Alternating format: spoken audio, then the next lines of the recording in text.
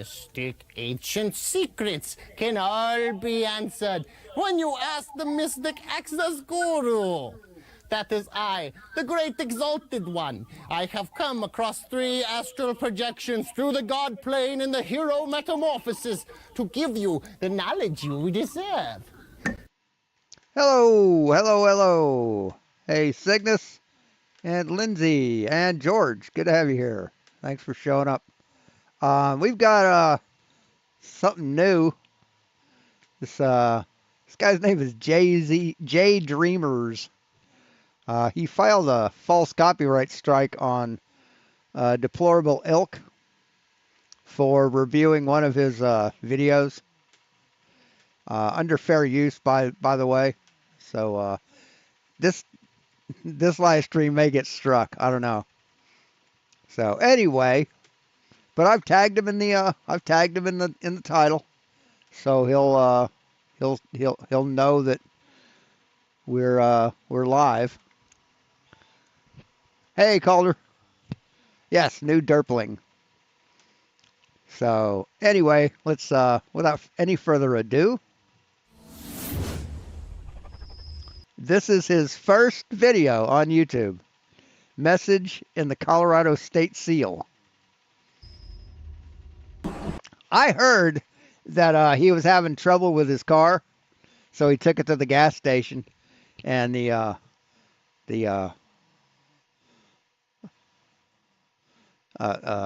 mechanic told him that he blew a seal, and he said, "Hey, leave my personal life out of this." So anyway. Hey, what's up, YouTube? This is J Dreamer Z. This is my first post, so I'm kind of experimenting, but today I'm going to talk about... Probably would have helped if you flipped your camera around, you know, mirrored it or unmirrored it. The Colorado State Seal. Yeah, so? About the Colorado State Seal.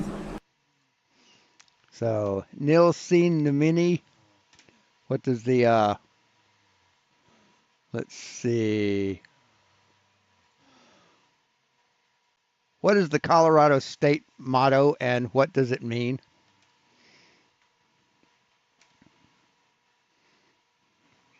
Nilsen Numini, a Latin phrase adopted in 1861, which translates to nothing without providence, or nothing without the deity.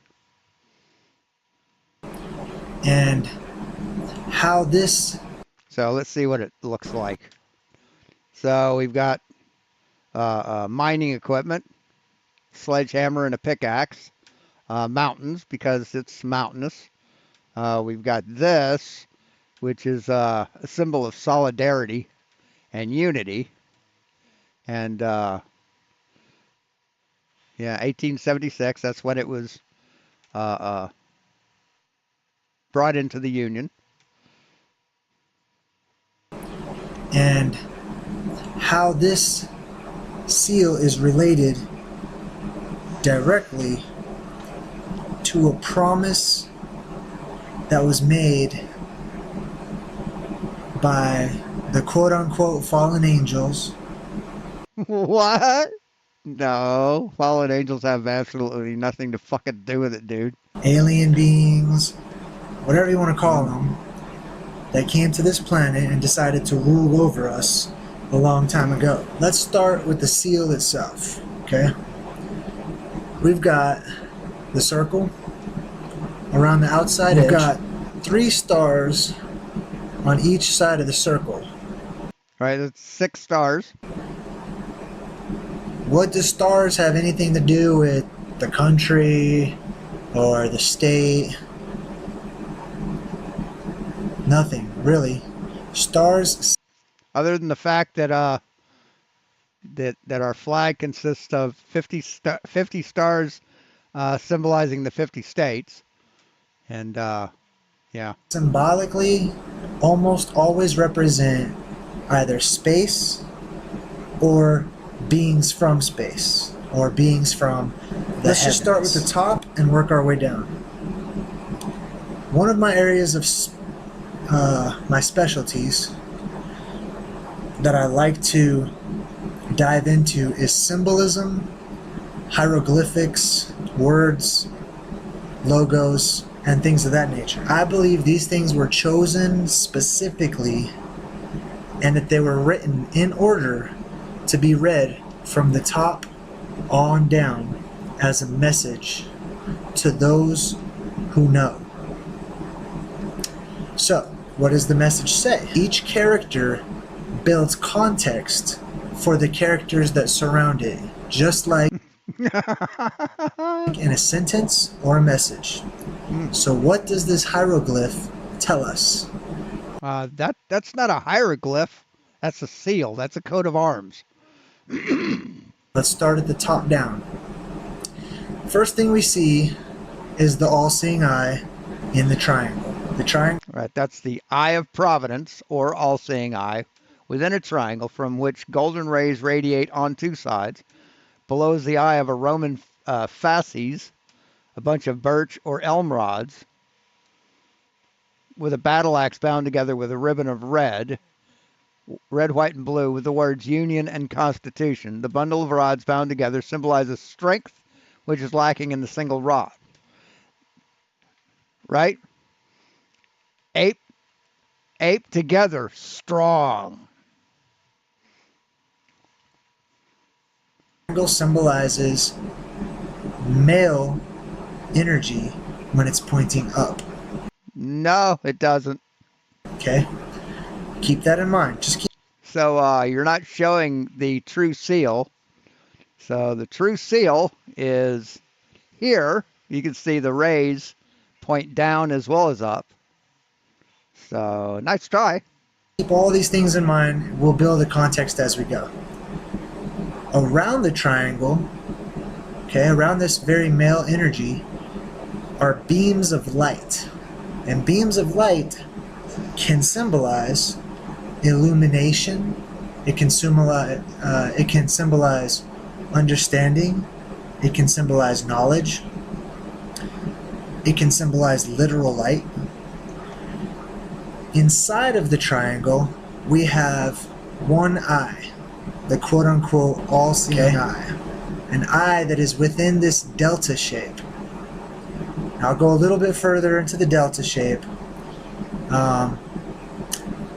In Egyptian hieroglyphics, from what I understand, this delta shape represented the vessel of the gods.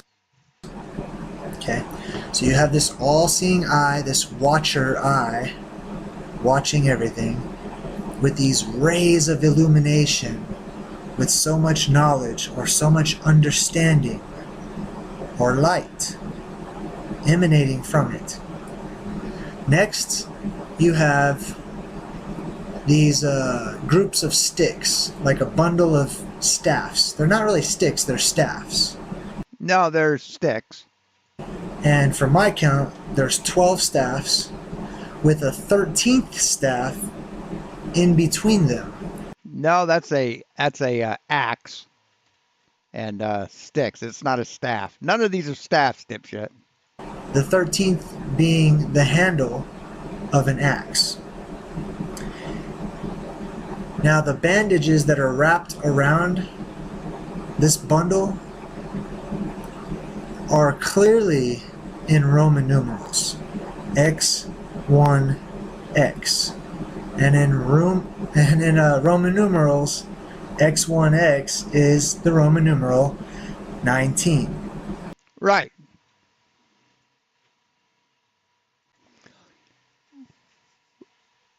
Let's see. What am I? Let's see.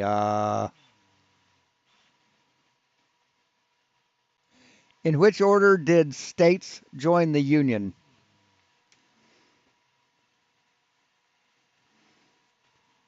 So I know what the answer is going to be. Let's see. Let's see, where is it?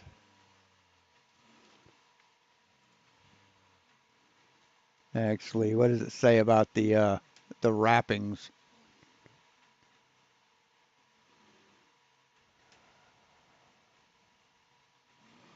Bundle of birch or elm rods with a battle axe bound together with a ribbon of red, white, and blue with the words Union and Constitution. The bundle of rods bound together symbolize strength, which is lacking a single rod. The axe symbolizes authority and leadership. Below the faces, a heraldic shield bearing cross the top of a red sky behind three snow-capped mountains, the clouds above. So no, it's not the number 19 in Roman numerals. That's important. I'll come back to the number 19 in a little bit. Now, I didn't draw it on here because you wouldn't be able to see it, but you can look it up. There's Latin words in these Roman numerals. The first one says unit, the middle one says uni, and the last one says constitution. Constitution. So unit, uni, constitution, which from my translation, my understanding of it, basically means... No, it actually says Union and Constitution. There's no Roman letters. There's no Roman letters in here. It's Union and Constitution. Unit is where we get our word. So he's lying about it to create a false narrative about it. Very good, buddy. Unit, right? Oneness or togetherness. Uni essentially means with. Constitution essentially means a purpose or a plan. Now keep that word in mind, plan. Hey, Calder. Who else came in? I think that's... Hey, Dan. I think that's it for now. So, there's a reason why these words were chosen to be put in these symbols. The X, the 1, the X, number 19, 12 staffs, and an axe in the middle. Now these 12 staffs, from my research, traditionally a staff... From your research? Okay. ...symbolizes leadership, okay? So we have 12 leaders. No, we have strength through numbers. That's what the rods or the sticks represent. That are bundled together, and hey, deplorable. In the middle is this axe. Now they could have had the axe pointing down, but they chose to make the axe pointing up, just like... Yeah, and your point? The triangle, or the delta. So, we have a group of leadership bundled together with a threat of separation, or a threat of... Threat of separation? How do you get that? Threat of separation. Death, which is essentially what the axe symbolizes. Separation, cutting off, death, things of that nature. We've got the Roman numeral 19, and we've got, so far, an X and an X. Okay. Now, see, the axe symbolizes authority and leadership. Okay, so let's move down a little bit.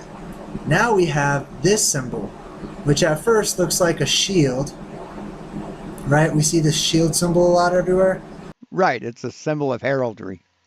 Well, shields don't look like that, okay? Yeah, they do. When they're a heraldic shield. That's not practical for fighting. What do you mean? It's not practical. Or defense. Shields are pretty much round for the most part. Ones I've seen. Oh, okay. So let's see. Let's look up shields. Shields. And we'll go to images. Oh, here's one that's not round. See, these aren't all round. Yeah. So a buckler is round, a targ is round, a round shield is round. But look, we got a heater. We have a kite. So, yeah, they're not all round. Shields aren't all round, dipshit. So, yeah. He just doesn't know what the fuck he's talking about. He's trying to find a conspiracy. Ooh, look, this one. Here's this one. What do you make of this one, dipshit? Of course, that's Dungeons and Dragons. So, but yeah. See, yeah, shields are different. See, here's a an article about. Here's Getty Images. So, see, shields can come in all different shapes. So, Seen have been around, but they don't look like this. Okay, that is not a shield. hey, Ryan Cooper. This, as you can see, is split down the middle. That's because it's two completely different symbols. No, it's split down the middle because they have two different heraldic symbols or two different items in the shield. The top symbol is a crown. You can No, that's the top of a shield. see it now, right? There's the points of the crown. Now there's 3 points of the crown. That's important. And Actually, it looks like 1, 2, 3, 4, 5 points. There's 5 points here, dipshit. Do you not know how to fucking read? underneath the crown is a half circle. Well, what is typically worn No, that's not a half circle. That's the bottom half of a shield. See the point down here? underneath the crown? See the point? See, there's a point here. See the point right here? It's not a half round. See how it bulges out, and then there's a point. See, it's all part of the same shield, dipshit. The face, right? So let's See, he's deliberately drawn it incorrectly. talk about the crown first.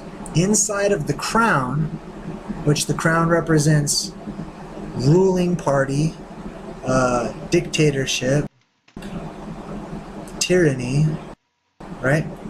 Inside of the crown, we have the symbols for the earth, which are the 3 peaks of the mountains, and No, these are symbolizing the Rockies, dumb fuck. the sky, which are the 3 clouds. There's the number 3 again. So something is basically indicating the ruling of the earth and the sky. Okay? No, that's not what that means, man. Let's go to the next one, the face. Within this half circle, this face, we have 2 What face? What face are you fucking talking about? There's no face there. objects. Okay? We have a sickle, right? Which is No, that's not a sickle. That's a pickaxe for mining, mainly for gold, because Colorado is is one of the states involved in the gold rush. sort of this kind of a shape, a crescent, and we have a hammer. It's tied into Saturn symbolism and some other No, it's a pickaxe and a sledgehammer. So you're a dumb fuck. things. But as you can see, they make a third shape or a third symbol, which is another X, right? So now we have 1, 2, 3 X's on this message. So what do we think of when we see 3 X's in a row? Well, I'll tell you. Porn. That's what I think of. Porn. What do you think of? We think of things that are off limits. We think of things. No. XXX isn't off limits. Well, XXX can mean porn. It can mean moonshine. That are for the initiated or the approved only. You look at the old cartoons where they have jugs of moonshine, there's 3 X's on those jugs. That means you have to be an adult to drink this. What do the 3 X's on moonshine mean?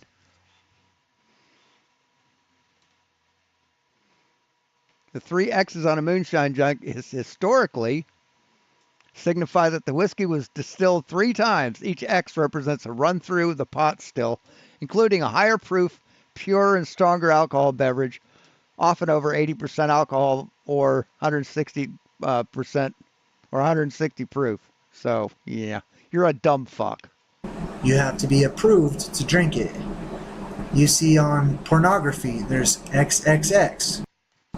That doesn't mean you... Right. X is, no, XXX is not pornography. X is pornography. See, it received an X rating by the National Film Rating Society, I think, or whatever the society is called, whatever the government agency is that rates movies. We have a G rating, we have a R rating, we have PG, we have R, and then we have X. So it's not 3 X's, dumb fuck. It's 1 X. You can't look at it, or you can't own it. It means you must be approved to own it. But it basically means... So you must be approved to own porn? I got a lot of porn. Nobody's approved me. This is for a particular party's eyes only. Okay? This is not for everybody. Alright, so anyways, some symbolism hidden in there. Hey, Osimo. Hey, Lepo Cananes. Oh, God. Hey, Alphabet.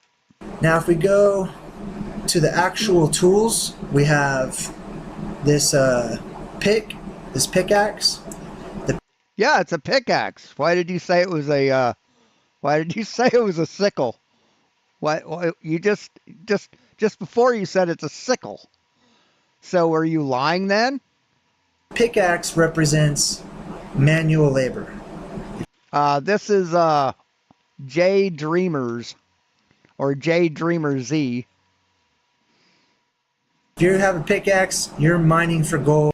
See, when I say alphabet, if you join the army and you go to basic training, if your name is at all complicated, your nickname becomes Alphabet. So that's why I said that. No offense. Gold or precious metals, that's manual labor. That's tough work, okay? Hard work. No, it represents mining. Then we have the hammer.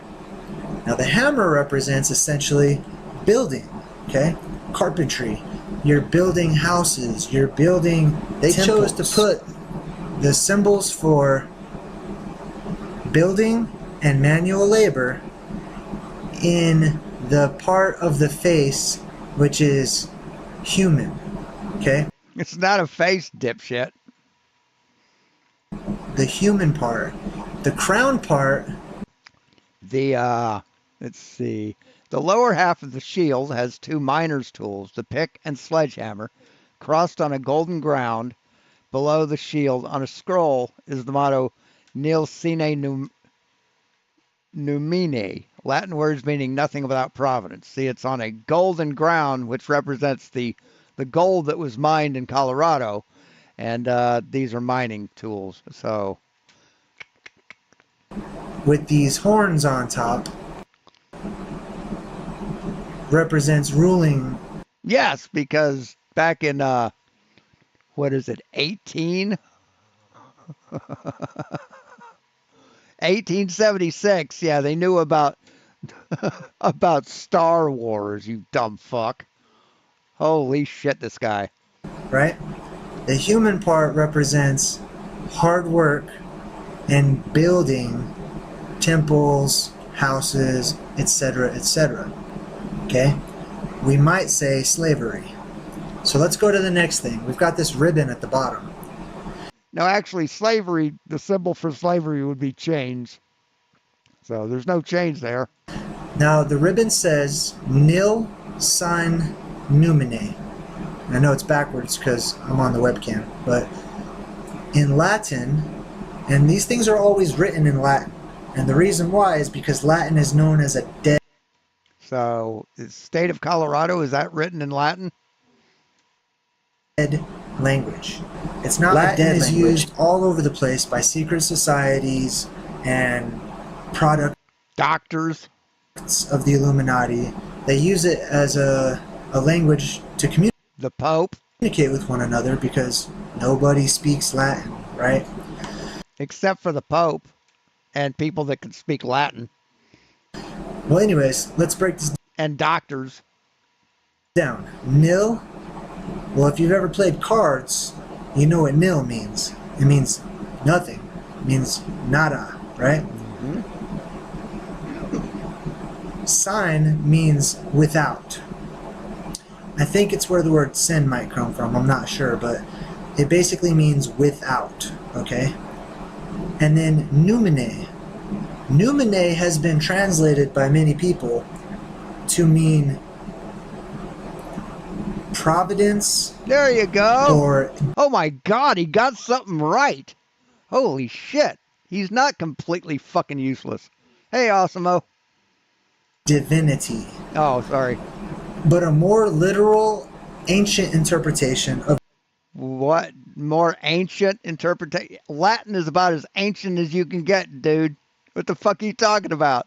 So here comes a false narrative. the word numine means permission from the stars No, that's not what that means.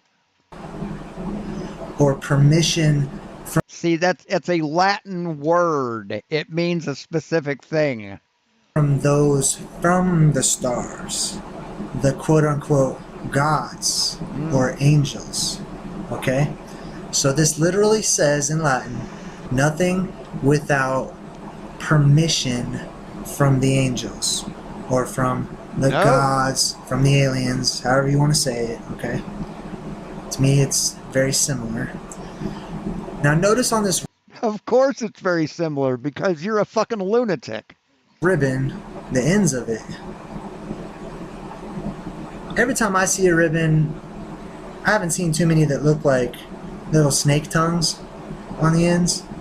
Maybe they have them like that, but they didn't have to draw it like that. That's a banner. That'd be a banner. And banners, let's see, look at banners.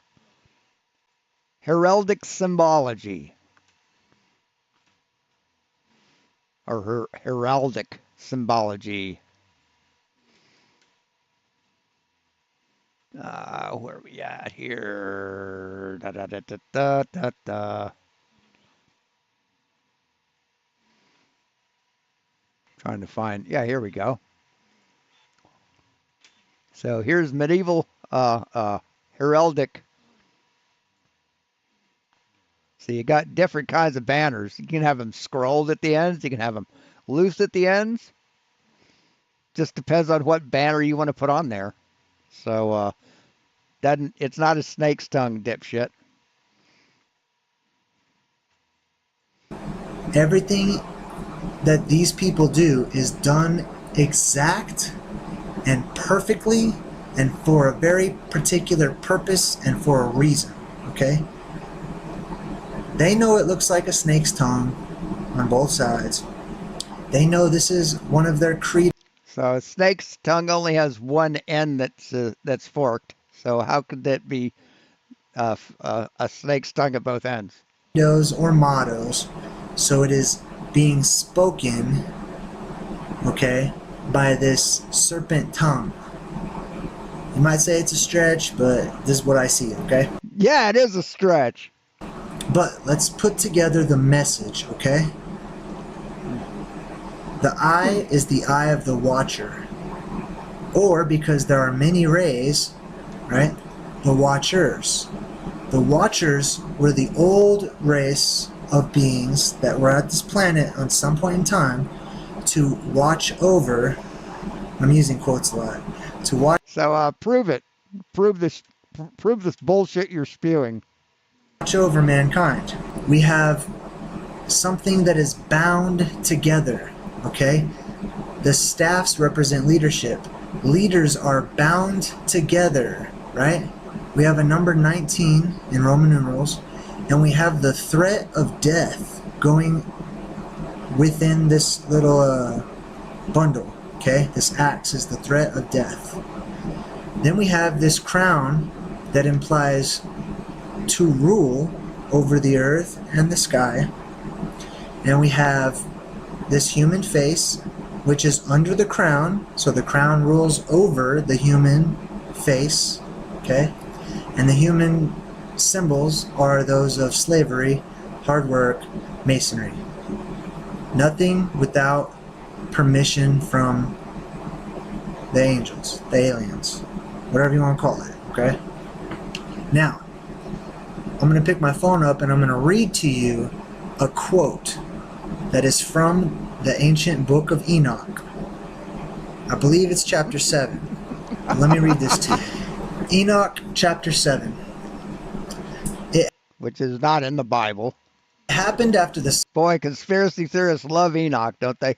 sons of men had multiplied in those days, that daughters were born to them, elegant and beautiful. And when the angels, aliens, angels, the sons of heaven beheld them, they became enamored of them, saying to each other, "Come, let us select for ourselves wives from the progeny of men, and let us beget children." Then their leader, Samyaza, said to them, "I fear that you may perhaps be indisposed Who the hell is that? Just some Yaza. to the performance of this enterprise, and that I alone shall suffer for so grievous of a crime." But they all answered him and said, "We all swear and bind ourselves by mutual execrations," that means hatred, "that we will not change our intention, but execute our projected undertaking." Then they all swore together and all bound themselves by mutual execration. Now, it goes on in verse 9. You could look this up. I'm not going to read it all, but verse 9, chapter 7, the book of Enoch, lists the names of the leaders who are these beings. Let's see. The state seal came from the territorial seal. Yeah, it's a version of the territorial seal. I think it says it in there. Before Colorado became a territory of the United States, the heraldic emblems of New Mexico, the Spanish Indies, and Mexico were valid in the region. After the organization of the territory of Colorado and William Gilpin had been duly installed as first governor, a design of a seal was entrusted to the Secretary of the Territory, L.C. Weld, with instructions to submit his rough draft to Governor Gilpin. So, yeah, this is the original seal, and then this is what they finalized. So, dude just doesn't know what the fuck he's talking about. Who are making this pact to do something that they know they're not supposed to do. Okay? In this particular version of the Book of Enoch, it lists 18 names of these leaders. And then it goes on in the very next chapter to talk about one of these higher up leaders who wasn't in that list. His name is Azazel, or Azazel. He goes on to be talked about in the next couple chapters, and they're basically saying he's a really, really bad guy. Okay? Not just these 18 other fallen beings who made this oath, but Azazel basically brought a whole bunch of really bad stuff to this planet. Alright? Now, if you take the 18 leaders of these angels and you include Azazel, you now have the number 19 for 19 of these leading fallen beings. But there's also another version of this text that includes one more name in that 18 list. Okay? So you could include Azazel. Another name? You could not. Either way, I'm seeing Well, that'd be 20 then, right? the number 19 pop up an awful lot when it comes to these fallen angels. Now here's the interesting fact. While I was doing research, But that's not the number 19. That is a ribbons binding the sticks together. It's not a Roman numeral. for this post, I came across the number 19 on the internet, and it's talked about in the Quran. But the Quran supposedly also mentions that there are 19 angels that guard hell. So anyways, just looking at the number 19, obviously there's the Roman numeral 19, X1X, right? And then this is really interesting. If you add the letters in state of Colorado, Oh, if you add the letters, so you got numerology mixed in there. and then you add the 4 characters of the date at the bottom, Are they counties? All right, thank you. 1876, you have 19. Okay, might be a coincidence, right? But check this out. If you add, remember how I said there's Latin words in the Roman numerals? Unit, No, there isn't Latin words in the Roman numerals because number one, there aren't Latin words in there, and these aren't Roman numerals. uni, constitution. Write that down, and you'll find that unit, uni, constitution, if you add all those letters, it happens to be 19 letters. Interesting, right? So, you've got your state seal of Colorado here. I'm telling you, it seems like there's strong evidence, based on my research, that this is not just a symbol. It doesn't have random symbols inside of it. This is literally a hieroglyphic reminder, okay?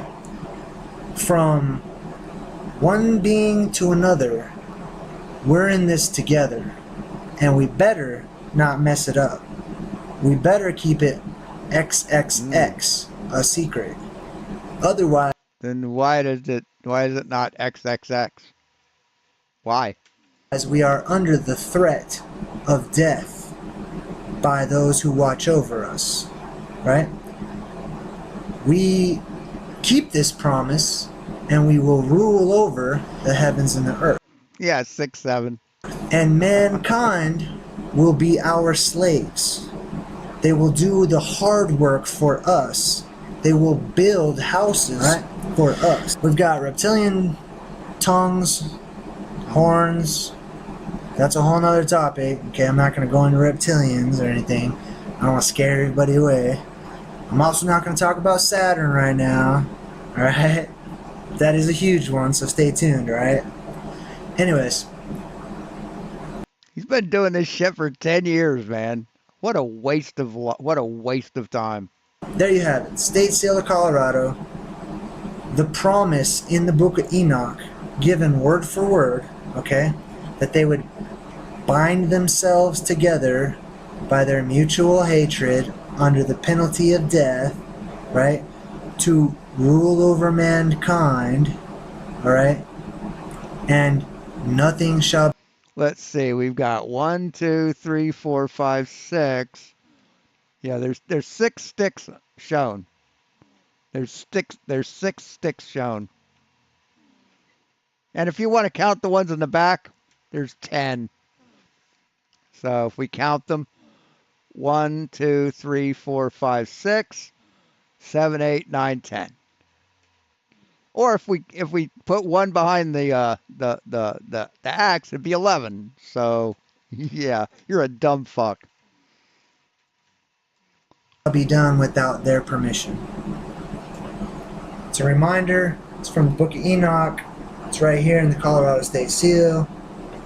Everybody knows Colorado has all kinds of Illuminati connections, No, they don't. secret society stuff going on. There's a million other Yeah, everybody knows, except the people in Colorado. things that we could talk about, and we will. So, I'm Jay Dreamers. If you like what you heard, then subscribe. Oh, I liked it. It was funny as fuck, dude. That's funny as shit. So this is entitled All the Blackness of Space, a musical parody. So, You're in the mix hey, Stanley. Remix. with DJ NASA. What makes a crew? A crew is people inescapably stroking together all the time, no matter what, every minute. Stroking helps you have a paddle. What struck me, it was all the blackness. All the blackness. Get up! So yes, he's also mildly racist. All the blackness. Get up! All the blackness hanging undisturbingly, beautifully, dutifully linked. I was like, yeah. I got this. Open my mouth confidently. So, I know I haven't learned everything that all the blackness has yet to teach me. Everything that came out of my mouth was completely without value. Yeah. Helps if you have a paddle. That'll be good. That'll make you a crew. I have absolutely no idea what to say. I'm afraid to start talking. Reed just said it was a setup. I have not processed All the blackness. what Yes, what the fuck indeed. we just did. All the blackness. And I'm afraid to start even trying. Yeah. Doing what we did and being with who I was with, All the blackness. It's too big to just be in one body. All the blackness. This journey started with knocking on my door in crew quarters and whispering, I love you. uh-oh, I got this. Open my mouth confidently. Yeah. Get up! Great words. Uh-oh. And that is a useful life skill. Get up! All the blackness. Get up!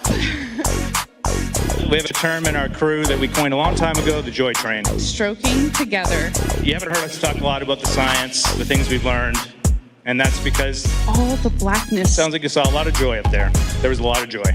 But we are committed to getting back on the joy train as soon as we can. And I don't think people will really ever fully comprehend All the blackness. and extracting joy out of that. I'm gonna sit down. It is almost unbelievable. Thank you.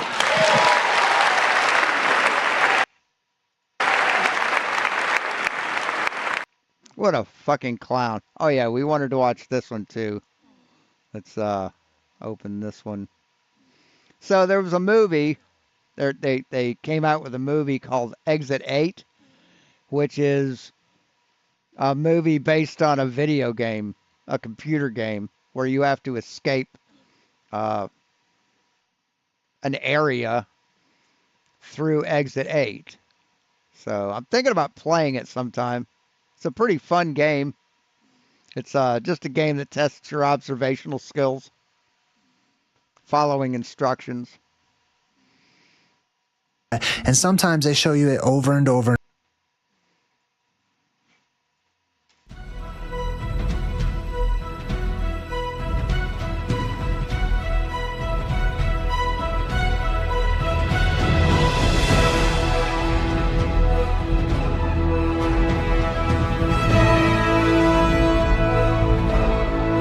They just love movies, don't they? They just think movies are real, huh?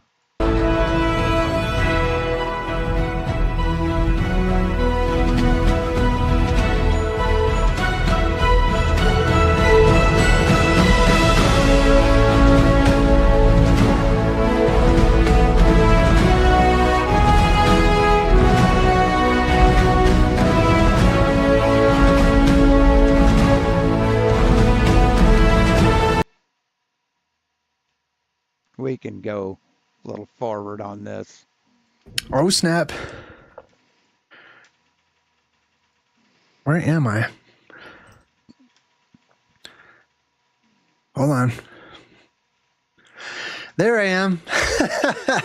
Welcome to another episode of Truth in Movies. I'm Jay Dreamers. Good to have you guys here. Today we're going to break down this movie that I just checked out. It's brand new, called Exit 8. If you're ever wondering, the title's always right there.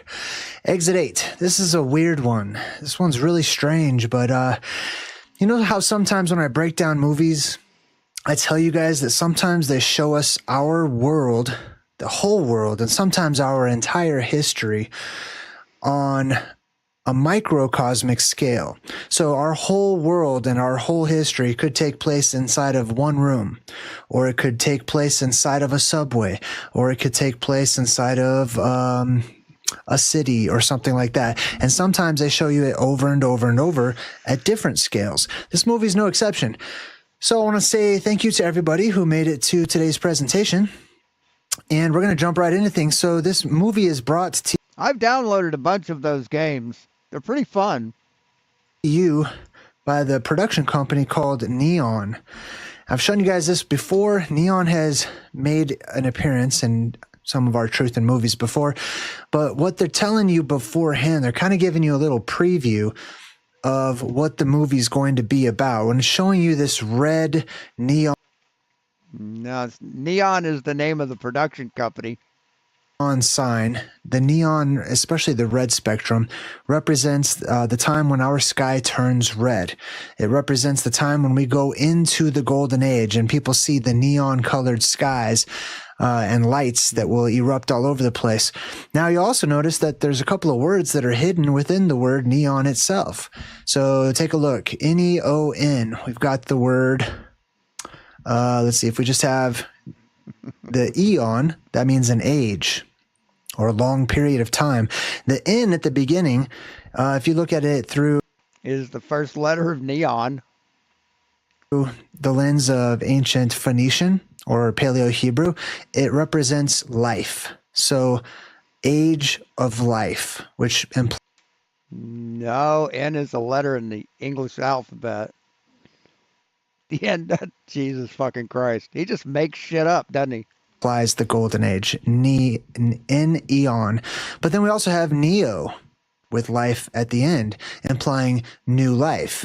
So this age that we're going to go into after the next apocalyptic cycle will be very much similar to the golden age that we read about from ancient Greco-Roman tales and things of that nature.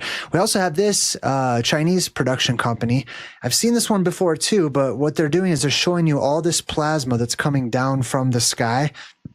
It's not just pretty lights. I mean, it can be pretty lights, but they're showing you all the light that is coming down from all these different colors from above.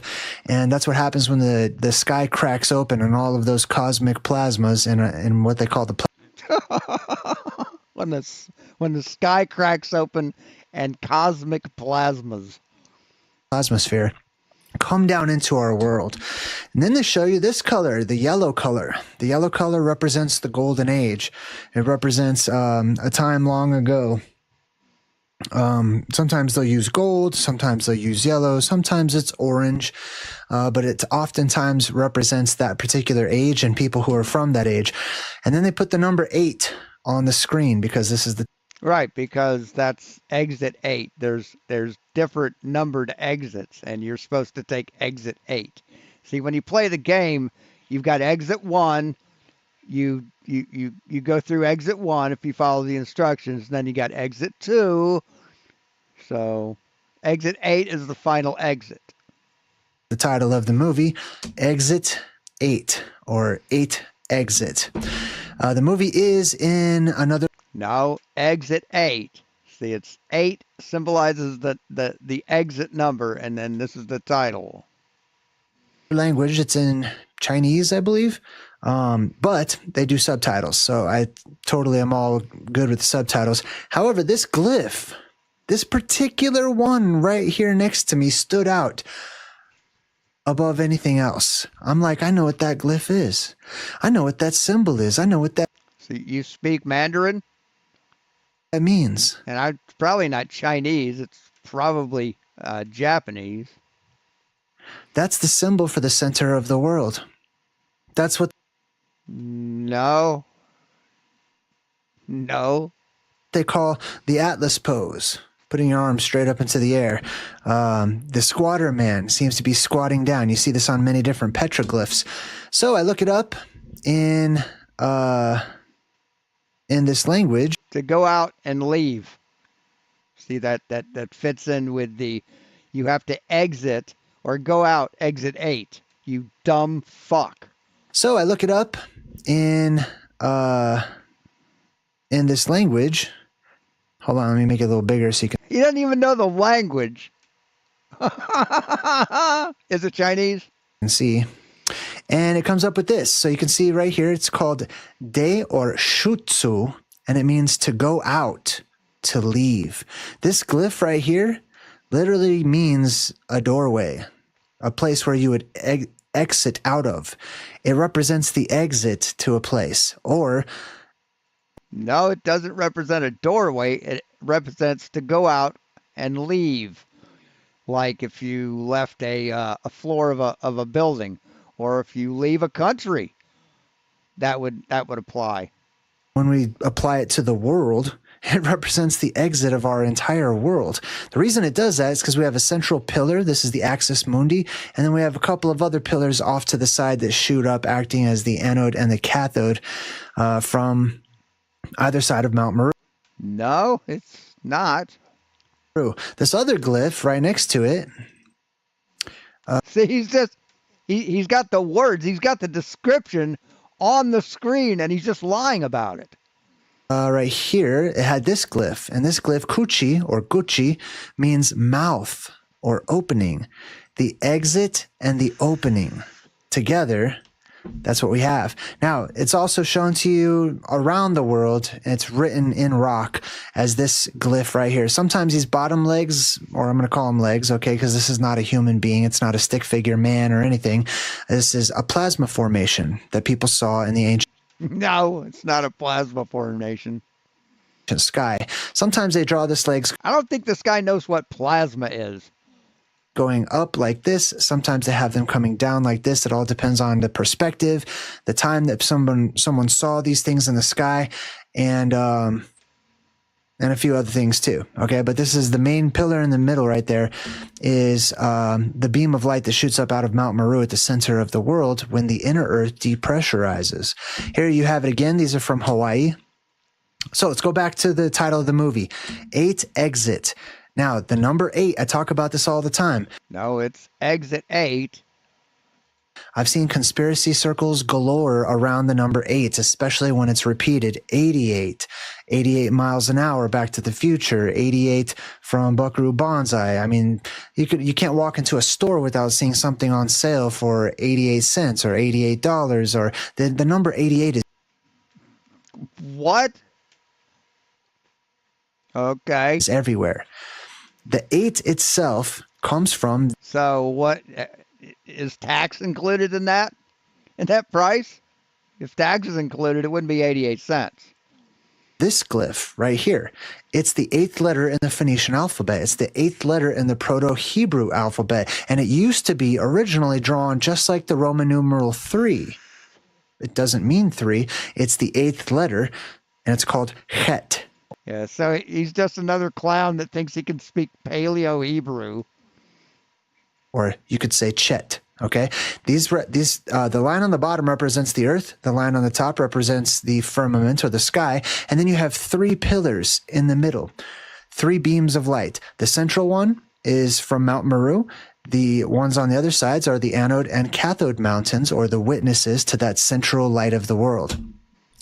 Over time, this glyph, this Roman numeral 3, it changed as all of the letters in our different languages started to sort of shift as we went through these electromagnetic spectrum shifts. And people started seeing things almost upside down. They started to change them. So over time, it became this sort of ladder shape.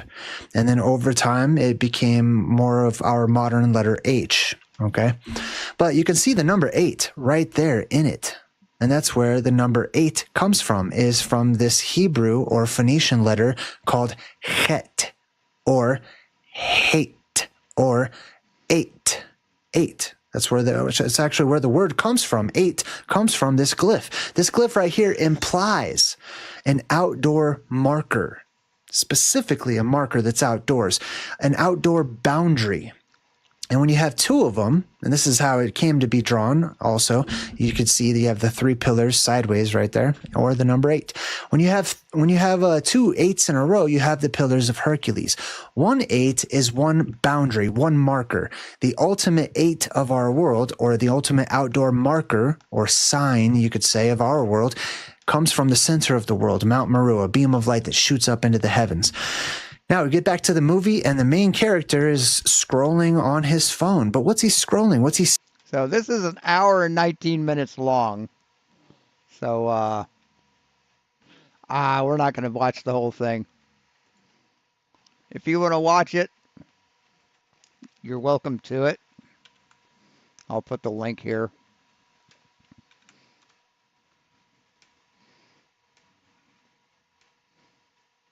Seeing, even whenever they show you the characters' phones. So it's just another clown who thinks movies are real.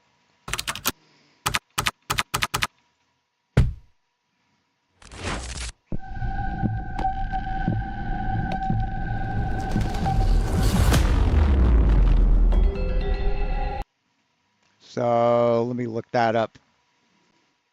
Project Anchor, NASA.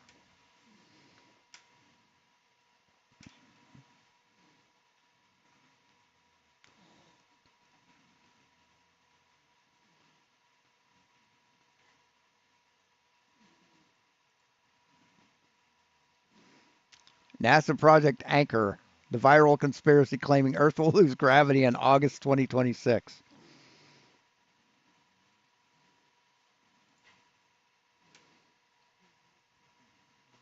A viral claim has been spreading across TikTok, Telegram, and conspiracy forums with a simple, terrifying premise. On August 12, 2026, Earth will lose its gravity for 7 seconds, causing catastrophic damage that can kill millions. The theory goes further than a simple doomsday prediction. It names specific, supposedly secret NASA program called Project Anchor that is allegedly preparing for the event.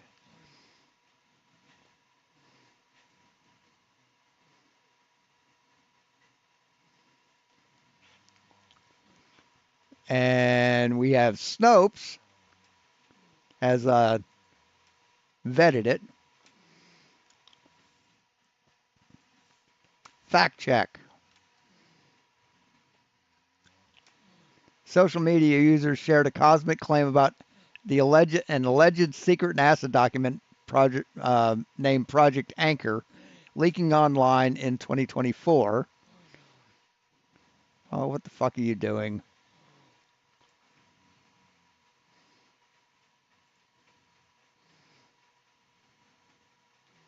A secret NASA document named Project Anchor leaked in November 2024, revealing the agency believed the Earth would lose gravity for 7 seconds on August 12, 2026. False! In early 2026, rumors circulated online that the Earth would lose gravity for 7 seconds on August 12, leading to 40 million deaths from falls, among other cataclysmic outcomes. Social media users copied and pasted text featuring the claim, alleging that a secret NASA document named Project Anchor leaked in November 2024, which revealed the agency had known of and organized special preparations for the cosmic event. For example, on December 31st, Instagram user Mr. Dana whose account became unavailable either January 6 or 7, meaning its post would not live at the time of the publication, shared a brief video of a man who did not speak, sitting in a car, overlaid text in the footage, read, archived.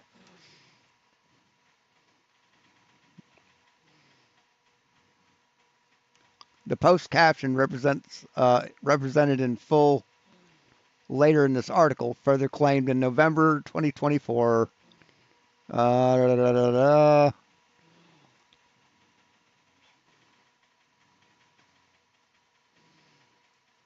Project Anchor post text in full.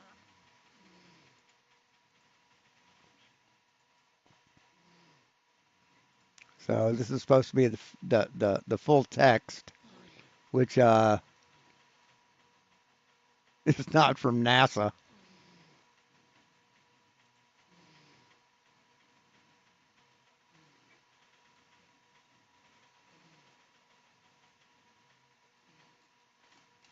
So, yeah, it's false.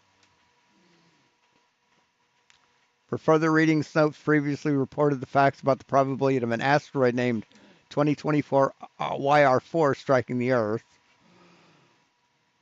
The leak has been ignored by the media as conspiracy theory, but an independent physicist confirmed the intersection of gravitational waves. His paper was retracted and since disappeared. So, yeah, it's just horse shit. Complete fucking horse shit. Ooh, scary music. Scrolling on social media, chances are you may have crossed a video claiming Earth is about to lose gravity for 7 seconds. Take a breath. Scientists say you're not about to float away. You're not about to float away. You're not about to float away.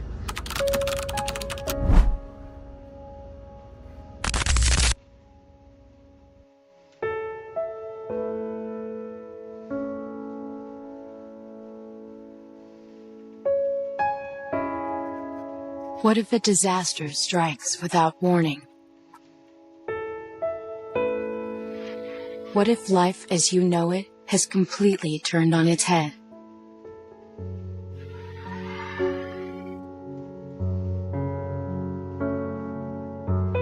What if everything familiar becomes anything but?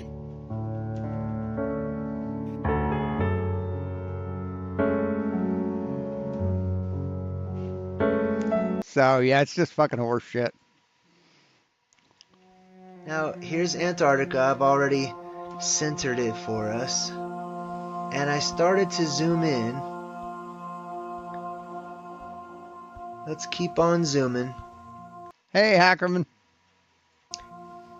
Yep, let's just keep on going here. Now, I don't know if you can start to see it yet, but I'm starting to see lines 360 degrees around pointing towards a center point. Let's just keep zooming in because there's actually more interesting things as I zoom all the way in to this center point here. Now, I really hope that you guys can see these lines as well as I can on my computer. But I just want to keep centering it here.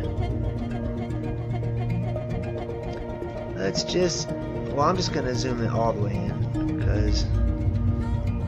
alright, so let me recenter it again.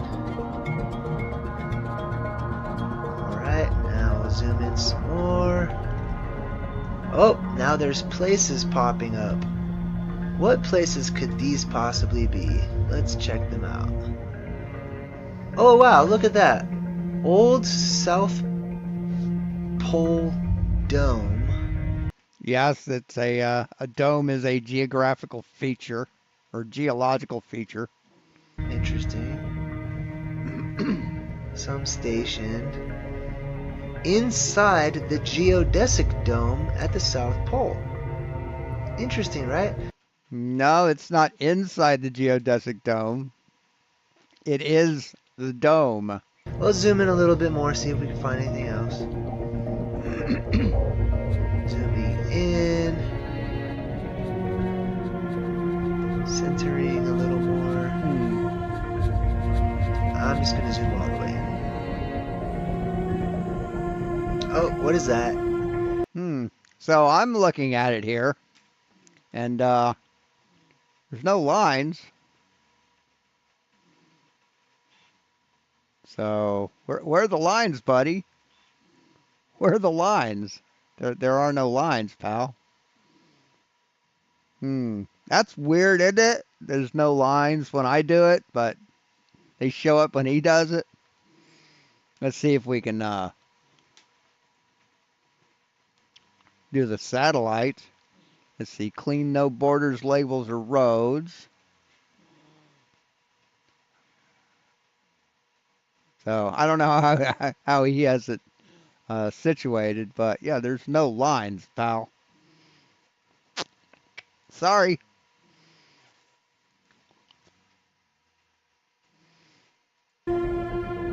seeing a plane, like an airplane, a vehicle that travels on the flat plane in the air. That's why it's called an airplane. So check that out. There's an airplane right there in a place where no airplanes. No, it's called an airplane because it goes in the air and wings are like a plane. They're supposed to be. South Pole Station. They are planar.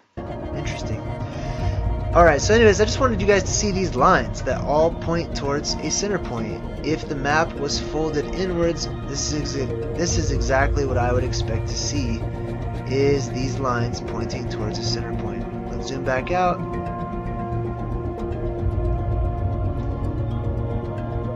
Here go the lines. Hey, Citizen 9. There they go.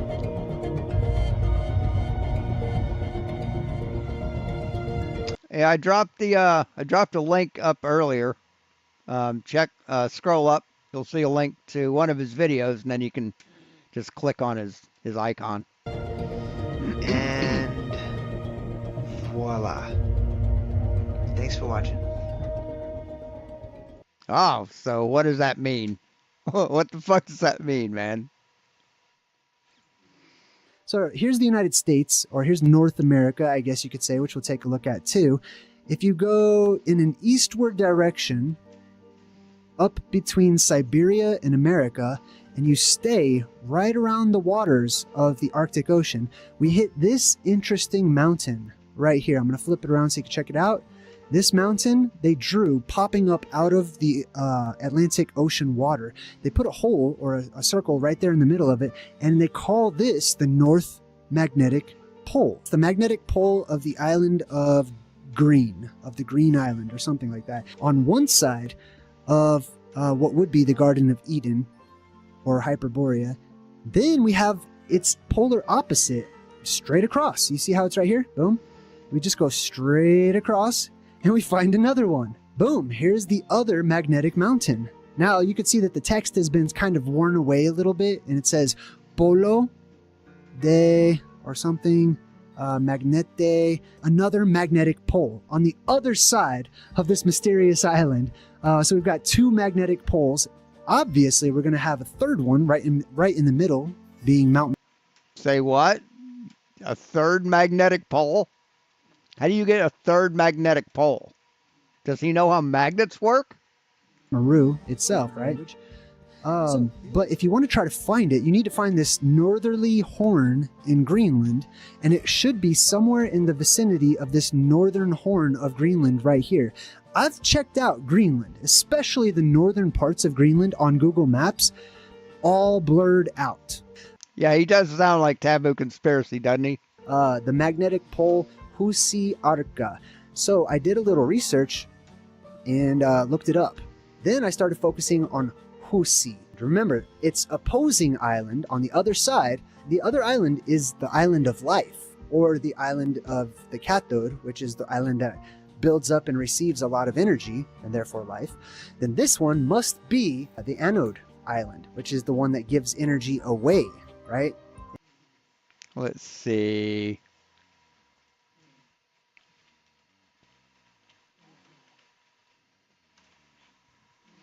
Husiarka.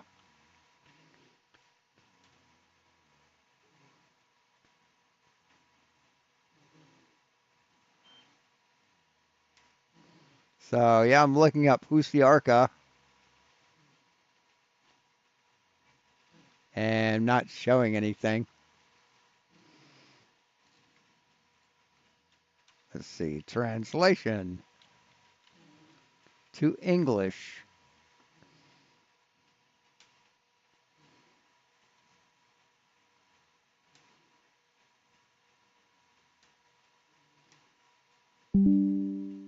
Yeah, not finding that word anywhere. The energy on this island leaves it instead of gaining it. So if that's true, I broke it down into the root word hus. Hus means house. So Husi Arka, so it comes from the Latin arca, which basically can mean a tomb or a casket.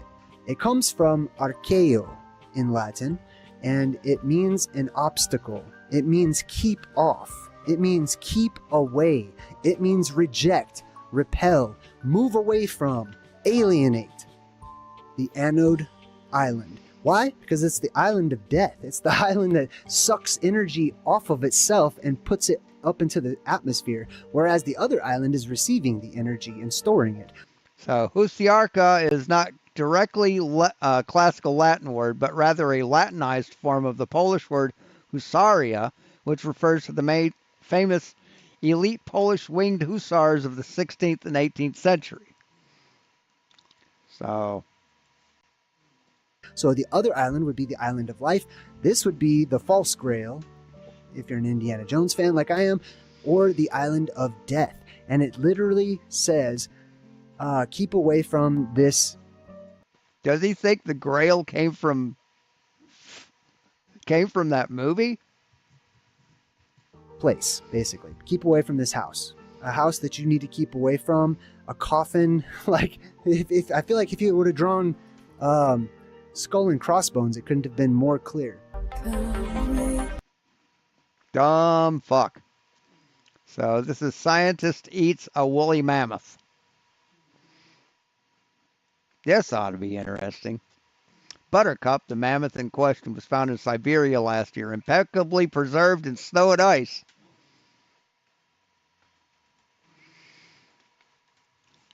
Yeah, he's a mud flutter. Giant Absolutely. animals that lived 2,000 years ago. And this dude, they're digging up all these mammoths all over the place. He just cuts a chunk of the mammoth's steak. It's meat. Let's see. Buttercup.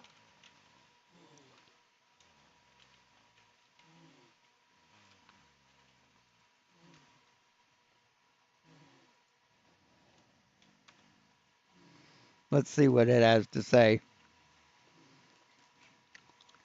Buttercup is a nickname for a remarkably well-preserved 40,000-year-old female woolly mammoth discovered in 2013 on Malay-Likovsky Island, Siberia, known for having soft tissues, blood, and muscle that were found intact in the permafrost.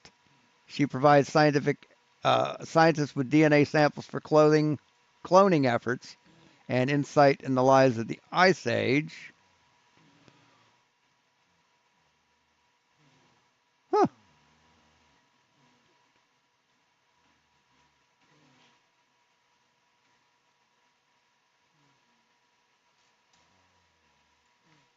Let's see. Snopes. Let's see what Snopes has to say about it. The Geophysical Institute, University of Alaska Fairbanks.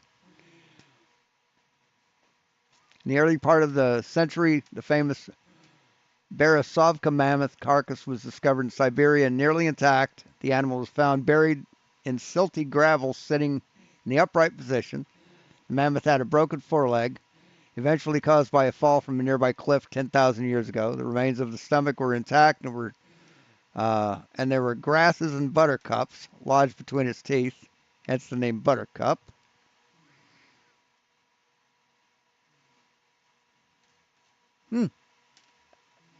Okay. I've got a recharge headset warning. Hold on.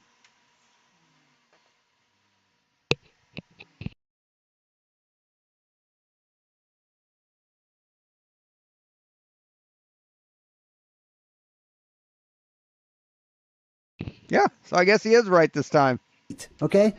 And they say it's still good. Dogs were eating it. This happens a lot. Okay? There's many, many stories about people eating mammoth meat that's allegedly 10,000 years old. And scientists just took a bite of it.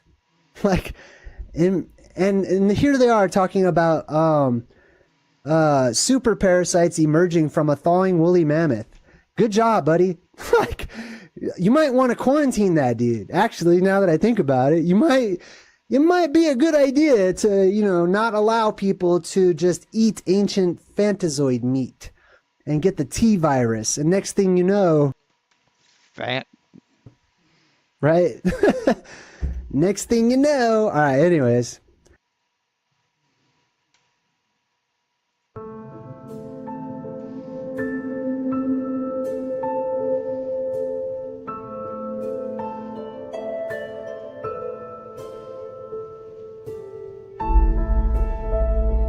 A cosmic hand? It just looked like whoever's taking the video just waved their hand in front of it. What the fuck is this guy on, man?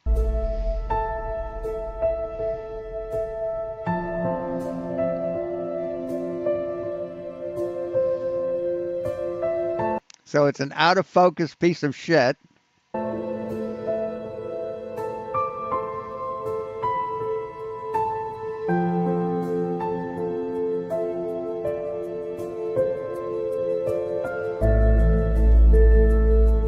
Yes, if it's out of focus, chances are it was shot with a telescope, and this is the spider that holds the secondary mirror in place.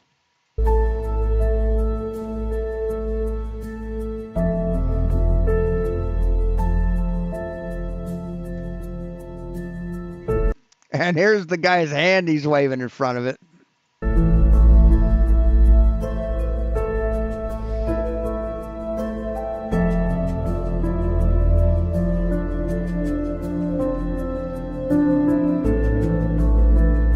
And it looks like he has something hot in his hand, or it's the heat from his hand. And since it inverts the image, then it would be, the heat would be rising up, but since it's upside down, it's going down.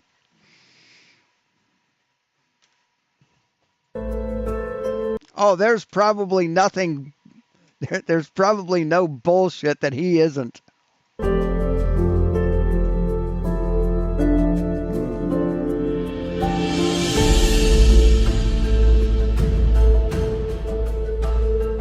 Yep, there you go. Yes. Oh, it just looks like a swimming pool. So this is proof of waters above. We've seen it. We've seen it so many times. We can dance to it.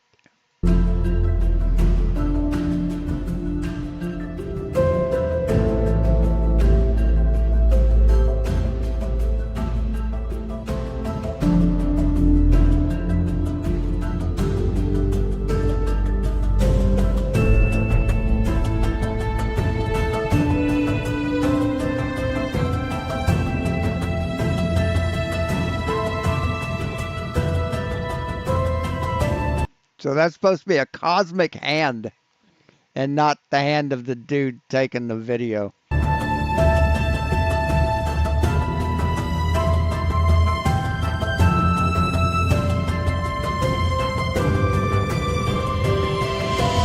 Atmospheric gas, hand of God, plasma, waters above, angels. What's your theory? My theory is you're full of shit and a gullible fuck. That's my theory. Yes, he's a Tartarian nutter. Jesus fucking Christ. Holy shit. God damn. Clout chasing piece of shit.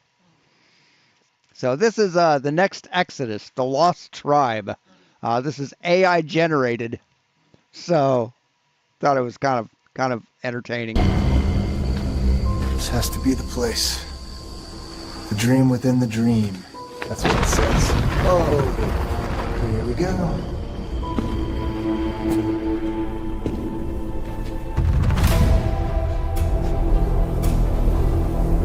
No way. See, it even says Sora. It's me. That's you? That's you? Is that what he said? That's me. It's me. Oh, that's me. Yeah, you look nothing like that. That's your logo. that's your channel icon, but no, that's not you, dumb fuck. It's me. Good vibes. Yeah, good vibes.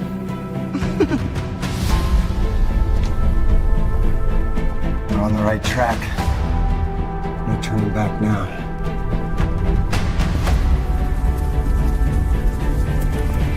Symbols of the plasma apocalypse. All hail Hydra. Symbols of the plasma See, there's Hydra. apocalypse. There's an asshole for a head. This is him. Got a fucking shit for brains asshole head. The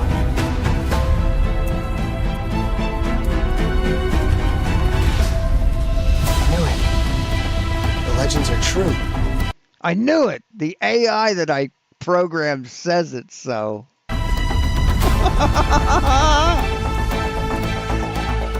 We're no longer lost. Funny as shit. We head north. Follow me. Don't you mean like and subscribe? What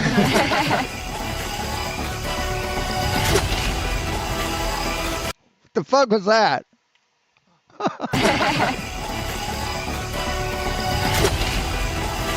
Ah, okay. What was that? Everyone, welcome to Hyperborean. That's magnificent. It's magnificent.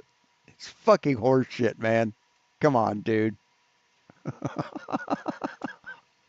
So I got another Artemis 2 thing.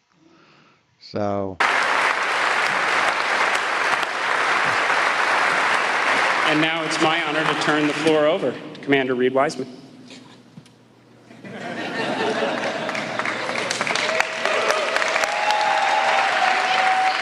What's up? Yeah, let's sing. Let's sing real quick. All right. 3, 2, 1. Integrity. So we wear these Acta watches.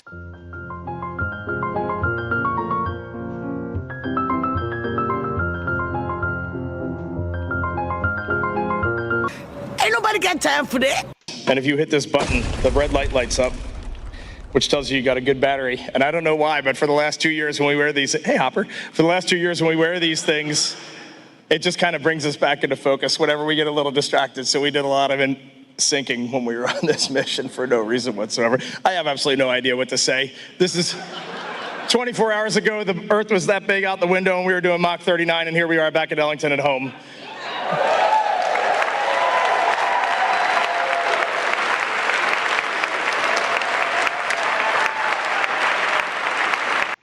Yeah, they slowed down because of the atmosphere slowed them down. Every one of us are just going to give a couple words, but I get the mic first, so I'm going to start. Flashback. Victor, Christina, Jeremy, we're going to the moon. It has been an amazing journey the last 2.5. Victor, Christina, and Jeremy, we are bonded forever. And no one down here is ever going to know what the four of us just went through. And it was the most special thing that will ever happen in my life. And our families are over here. And with the exception of Dot, Susie, and Jeannie, who are in the audience, but I don't know where they are. But Dot, I'm going to hit McDonald's later today in honor of your husband. No one knows what the families went through, man. This was not easy. Being 200,000 plus miles away from home. Like before you launch. See, this is just another dumb piece of shit who's never done anything in their life. Anything substantial, nothing memorable. And he's mocking people who actually have. He's got no talents. He's got nothing to show for his life. But 10 years of being a dumbass fucking conspiracy theorist. So he has to mock people that actually did shit. It feels like it's the greatest dream on. He's that small of a human. Plus he has to fucking lie by changing the fucking Chiron. Earth. And when you're out there, you just want to get back to your families and your friends. It's a special thing to be a human, and it's a special thing to be on planet Earth. Thank you. No, they didn't stay there. These things were empty, dumb fuck. You think they'd fucking survive this shit, motherfucker? You think they'd survive this if they were in there? Why has nobody been to the moon in such a long time? In such a long time, meaning why haven't we gone back? And see, puts horns on it, puts flames, because he's a piece of shit. That's not Oh, there you go. Slow it down so he sounds satanic or drunk. There you go. That's some honesty for you, isn't it? 8-year-old's question. That's my question. I want to know, but I think I know. Yes, that's his question. He's asked it before. And that's not something that an 8-year-old should have to worry about. Because we didn't go there, and that's the way it happened. And if Right, so we didn't go back there. it didn't happen, it's We haven't been in such a long time, meaning the NASA program for the moon was over. nice to know why it didn't happen.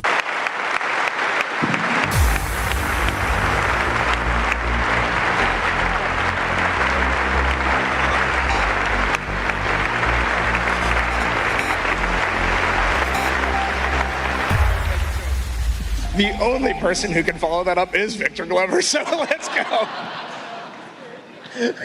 And now we're ready for questions. Earth to integrity, how is it that you guys haven't turned into jello from an instant speed decrease of 11,000 miles an hour? Over? 3.5 minutes left in this blackout period. This is Yep, same shit, different day. a visualization of the plasma buildup around the spacecraft and the repelling of that heat on Integrity's heat shield. All right, later, deplorable. Yeah, Earth to integrity. We're looking at the live view right now, and we're not seeing the comet meteorite-like fiery plasma streak that's supposed to be behind you as shown in our vision. Why would there be a plasma lightning streak behind it? It's cooled down, dipshit.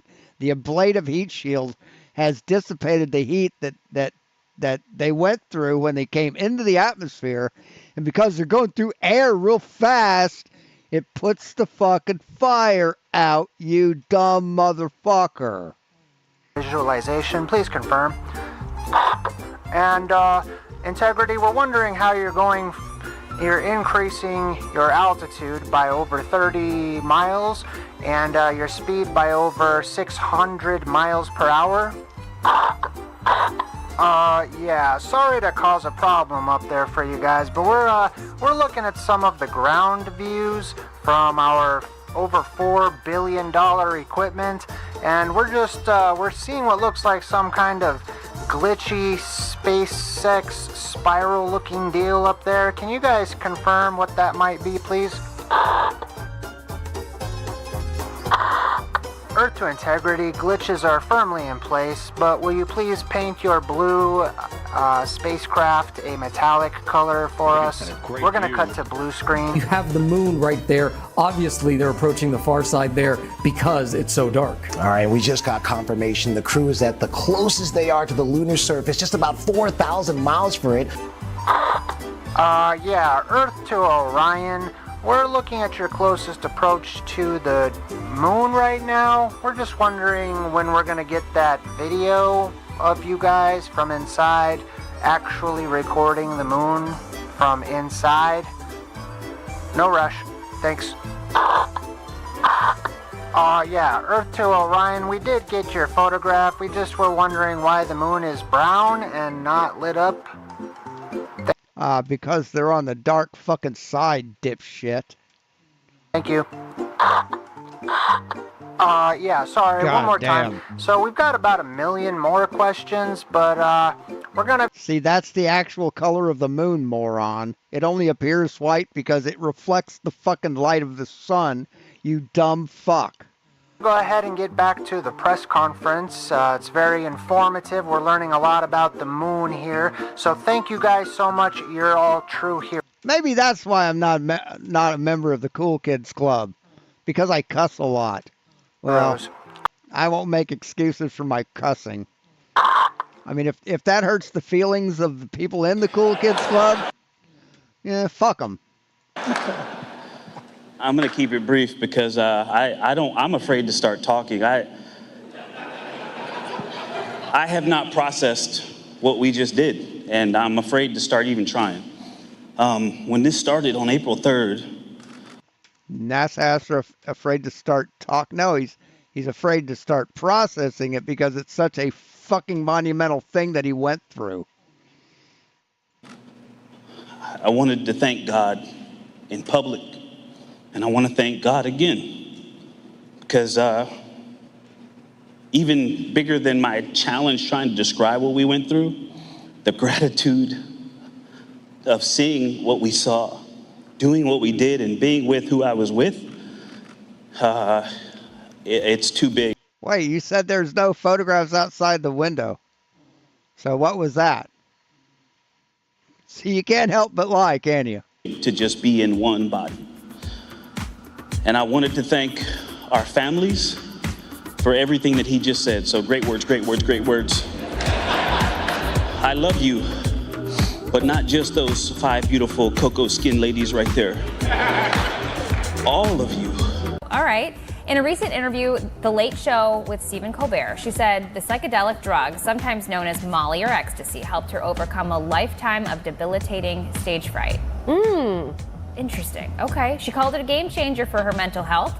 While it might sound unconventional, MDMA-assisted therapy is real. But what's interesting about MDMA is it also works with a couple other receptors, including oxytocin. And oxytocin is a pro-social kind of it's called like the love drug. It induces some of these really positive feelings toward others. I feel like almost the bigger story with this, which I learned as you were reading it, the fact that a performer had stage fright, and so she's trying to use this to overcome. So he's implying that the astronauts were on Molly. That's what this lying scumbag is doing. On that. And I wanted to thank our leadership. And it's changed since we were here in April of 2023. But the qualities haven't.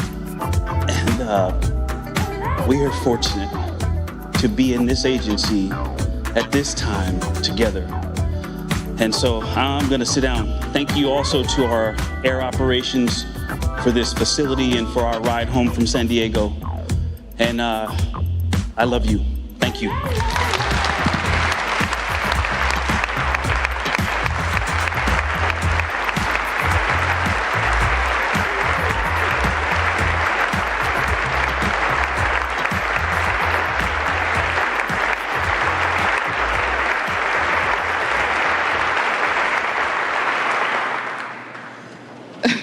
I mean, this level of fucking dishonesty pisses me off.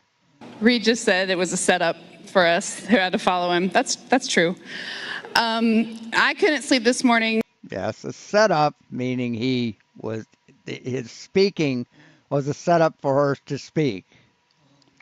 Jesus fucking Christ, this guy. So I did write some words down in my mind, and I'm going to try and share them with you today.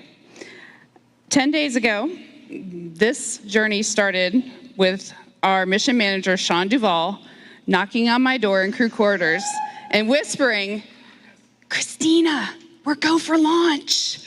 Get up." And it ended last night when my nurse on the ship put me to bed and said, "Ma'am, can I get a hug?" So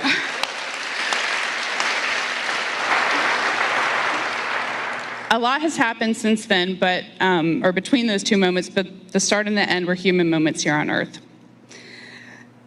So several years ago, I was giving a speech and I was doing my usual talk about crew and crewmates and teamwork, and someone asked the question, what makes a crew? What is different about a crew than a team? And I was like, I got this. Opened my mouth confidently to tell them everything I knew about being a crewmate. And everything that came out of my mouth was completely without value. I was like, yeah, crews, they're in space and they work together, but they eat together too. So, they're a crew. And boats have crews, you're a crew if you're on a boat. Helps if you have a paddle. That'll be good. That'll make you a crew. But the last 10 days, I've gotten a little bit of a better answer on that question. You're doing great. A crew Emphasize teamwork. is people or, a group. So now he's implying that people are telling her what to say. That is in it all the time, no matter what. That is stroking together every minute with the same purpose. That is willing. Right. Do you know what a crew is, you dumb fuck? A rowing crew. See, that's what she's talking about, dipshit. A rowing crew is a synchronized team of athletes, rowers, and a coxswain who propel a long, narrow boat known as a shell using oars. With the oar, with the sport often referred to as crew in the U.S., they compete by rowing forward while facing backward, or stroking with paddles. You dumb motherfucker. To sacrifice. Hey, Lisa. Silently for each other. Crap. That gives grace. That holds accountable. Same cares, same needs. A crew has the same cares and the same needs. You guys have a professional connection together. A crew is inescapably, beautifully, dutifully linked. My pizza's here. Improvise. So when we saw Tiny Earth, people asked our crew what impressions we had. And honestly, what struck me wasn't necessarily just Earth, it was all the blackness around it. Earth was just this lifeboat hanging undisturbingly in the universe. Extra sausage. Yeah, I'm supposed to have Italian sausage on mine. Okay. And do you need a tip, or did you already get a tip online? Uh-oh. Okay. No, his had the pepperoni. Mine was supposed to have the sausage and the pineapple. I know he doesn't like pineapple. Oh shit! Hold on. I may have not learned. I know I haven't learned everything that this journey has yet to teach me. Okay, I'm back. Talk about crews.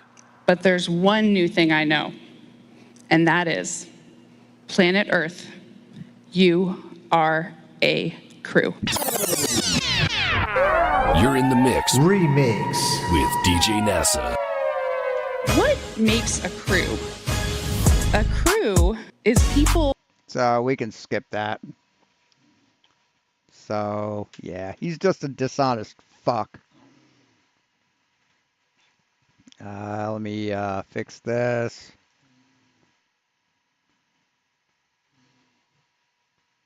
And turn that off.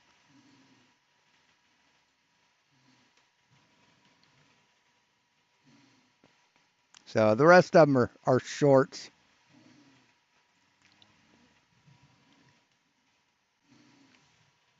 Also known as a study of lunar research flights, which it's not, was a top secret plan developed by the United States Air Force. The aim of the project was to detonate a nuclear bomb on the moon.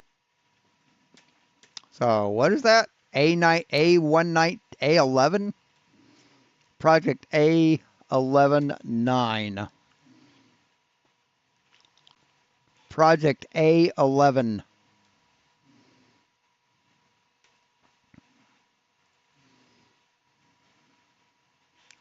Project A119, also known as the study of lunar research flights, was a top secret plan developed in 1958 by the United States Air Force. The aim of the project was to detonate a nuclear bomb on the moon, which would help in answering some of the mysteries in planetary astronomy and astrogeology. If the explosive device detonated on the surface and not in a lunar crater, the flash of explosive light would have been faintly visible to people on Earth with their naked eye. This was meant as a show of force, resulting in a possible boosting of domestic morale in the capabilities of the United States, a boost that was needed after the Soviet Union took an early lead in the space race. So, yeah, it's nothing nefarious. They aren't trying to blow up the fucking firmament. They aren't trying to blow up the fucking moon. Aim of the project was to detonate a nuclear bomb on the moon. To blow up the moon. No, to detonate a nuclear bomb on the moon. You think you could blow up the moon with one nuclear bomb? Are you fucking crazy? In 1958, sorry, don't answer that. They developed this project. Project A119. It goes on to say the project was never carried out. Do you believe that crap? Yeah. Because they didn't do it, dumb fuck. Do you believe when they tell you, oh yeah, it's been declassified? I don't believe any of that. Okay, when they declassify stuff, when they tell you about stuff, they're making up another story to cover it up some more and to try to make you not worry about it. Trust me, they're still doing this. They're still doing what, Jay? They're trying to blow up the moon. They're trying to blow up the firmament. The project was never carried out, being canceled after the Air Force officials decided its risks outweighed its benefits, and because a moon landing would undoubtedly be more popular of an achievement in the eyes of the American and international public alike. People would much... Yeah, he's a TikTok piece of shit, too. So this is directly from TikTok. Rather see us land on the moon and go explore it than blow it up. They were weighing out these two options as far as the official story goes. They went with the moon landing. If executed, the plan might have led to a potential militarization of space. No, it would have resulted in the apocalypse. An identical project by the Soviet Union, Project E4, also never came to fruition due to fears of the warhead falling back on Soviet territory. From the moon? So... no, as they're launching, stupid.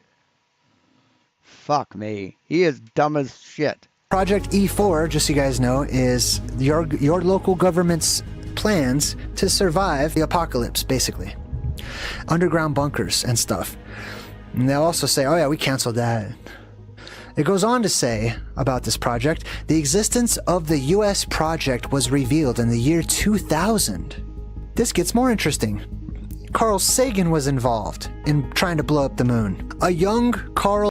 No, he wasn't. Sagan was a part of the team that was responsible. The relevant documents remained secret for nearly 45 years. Carl Sagan accidentally spilled the beans about the secret government project to blow up the moon. It goes on to say, Soviets planned to commemorate the anniversary of the October Revolution by causing a nuclear explosion on the moon to coincide with a lunar eclipse on the 7th of November. News reports of the rumored launch included mention of targeting the dark side of the Terminator. Project A119 would also consider this boundary as the target for an explosion. Let me explain why this is so important, right? Specifically where they're targeting to like land and go drill and put bombs in the firmament to blow it up, or the moon. They're targeting the dark side of the Terminator. The Terminator line is the edge of the moon. No, it's where it's the boundary between the dark, the shadow, and the light side of the moon. Side that faces us. The moon doesn't have an edge, dumb fuck. When it's a full moon, the edges all the way around that is where they want to blow up. If the moon is not a sphere and it's actually a dome that's hanging off of the firmament, they want to blow up the edge of the apex dome. Yes, he takes himself so seriously. He's written books. He's written books on this. And it will fall. Because of course he has. Because he's a grifter. He's a liar. Oh. Now, goes on to say, a similar idea, blowing up the moon, with nuclear bombs, which I've done videos where I speculated that Starlink is not internet service, that those are bombs. No, they're not bombs, dumb fuck. Like, I don't know if you guys remember that, but they're trying to put all those bombs all the way up there. Anyways. No, they're not trying to put bombs on the moon with, Jesus fucking Christ. Holy fuck this guy. A similar idea had, you know, the backward hat and the ears tucked in adds so much credence, so much credibility. Been put forward by Edward Teller, the father of the H-bomb, who in February of 1957 proposed the detonation of nuclear devices both on and some distance from the lunar surface. They're trying to blow up the moon. Right now, this is happening. They're telling you this like, oh yeah, but they decided not to. They realized it was dangerous, or something stupid. Yeah, they realized it was dangerous, so they didn't do it. Stupid. No. This is now happening. Started in January 1958, it was a part of a series of proposals under the codename E, Project E1 through E4, I believe, entailed plans to reach the moon. Now think about this, and think about Project Artemis, or Moon Mission Artemis, whatever you want to call it. Think about it, okay? Back in 1958, this was their plan to blow up the moon. E1 entailed plans to reach the moon, to get there, right? Project E2 and E3 involved sending a probe around the far side of the moon to take a series of photographs of the surface. If you're following Project Artemis or whatever, that's the same crap they're doing right now. The final stage of the project, E4, was to be a nuclear strike on the moon as a display of force. Artemis is doing those exact steps. They just haven't told you about blowing up the moon. I already showed you articles where they're trying to put nuclear devices on the moon, allegedly to power stuff or whatever. No, they're not. They're going to the firmament. No, they're not. And they're taking pictures, and they're going to put a nice little circle of Starlink frickin' bombs on the firmament, on the Apex Dome, and they're going to try to bring the Apex Dome, Jerusalem down themselves. Whew, buddy. These are your heroes. You're a dumb motherfucker. So, what is the plasma apocalypse? Here, let's go back to this. Hold on. Creation event, the reoccurring genesis of our world.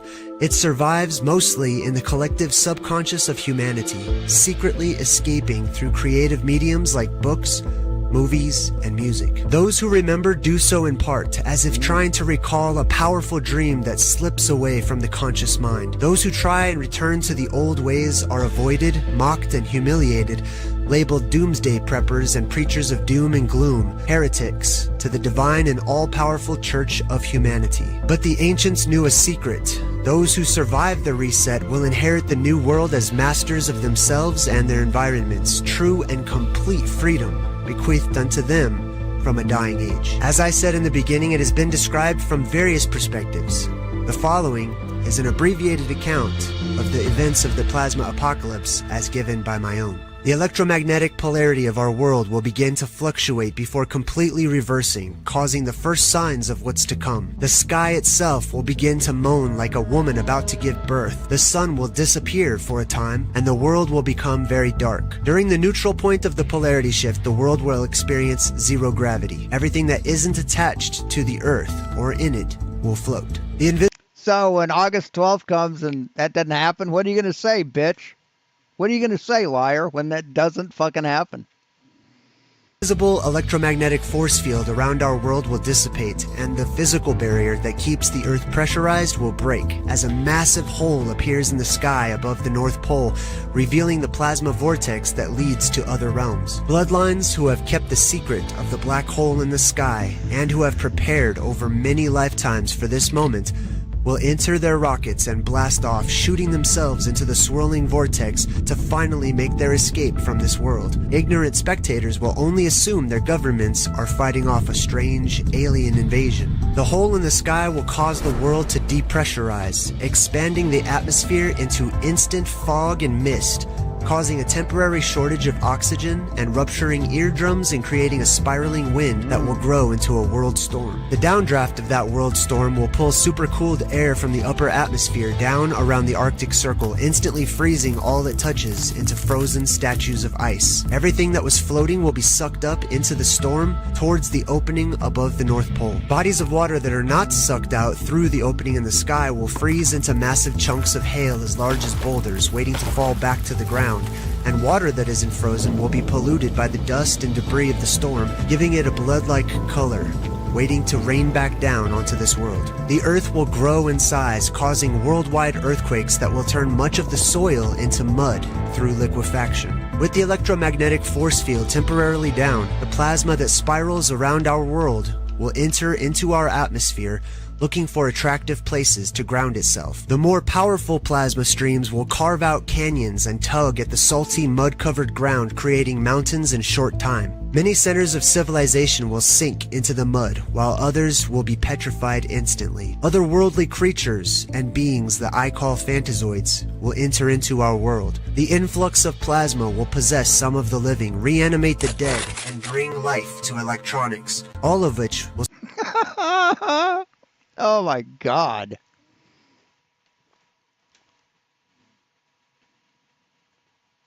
submit to its objective, to seek out and remove those with the old frequency signature until the plasma is cut off from All right, cool, Dan. Thanks.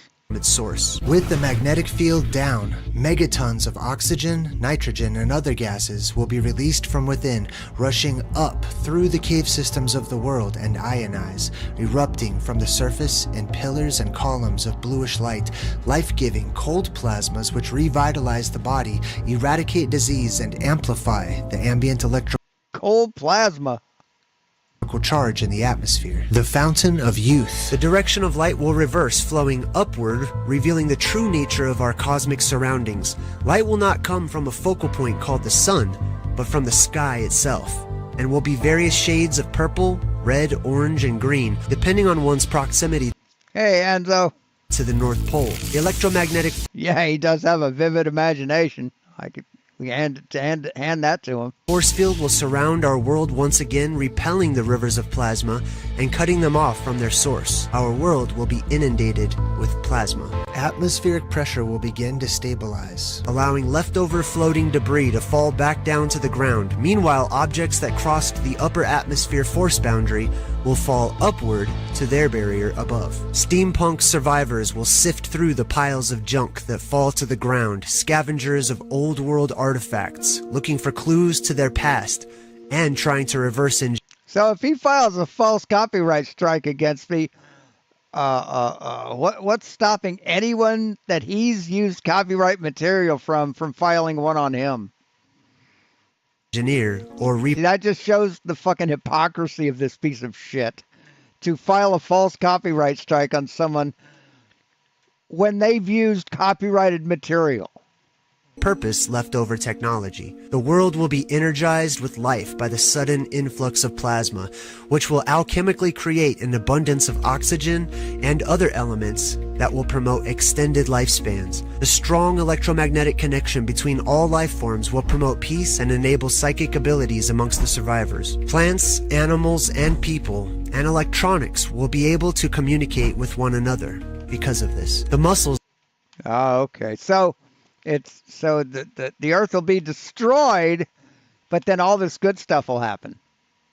Of many survivors will seem strengthened as the weakened electromagnetic force once called gravity lessens the weight of everything. These conditions and less pressure on the surface will allow for gigantic growth of all life born into the new world. When those conditions begin to change, life will shrink in size over time once more. Survivors emerging from the earth will carve images of the apocalypse into the rock as a reminder to future generations who will eventually forget all about these events. Small groups will retain the knowledge. One group will guard the secrets of the eye in the sky, passing it along down their generations to empower their lineage. The other group will share their memories but will not be believed. Because they will be infiltrated by the other group, they will develop tests for outsiders to pass, to prove their intentions selfless, wise, and loving. One group will hide in plain sight, slowly manipulating the amnesia-induced world. The other will go unnoticed, becoming reclusive and waiting for the seekers of truth to find them. Pockets of lower frequency survivors will turn to cannibalism before the world's plant life begins to regrow. Phantazoids will fight for their survival, or hide from the natives of their strange new world, only to become mythic and legendary creatures, the fantastic beasts and monsters of old. In a time when an ancient... God, what a dumb fuck. What's up, everyone? This is Air Bubbles and Boulders. It's Jay Dreamers. I'm still here at the Rio Grande in New Mexico in this huge canyon, and I happened upon these ruins. So it's hard to see, but you can see some of the stuff right here behind me.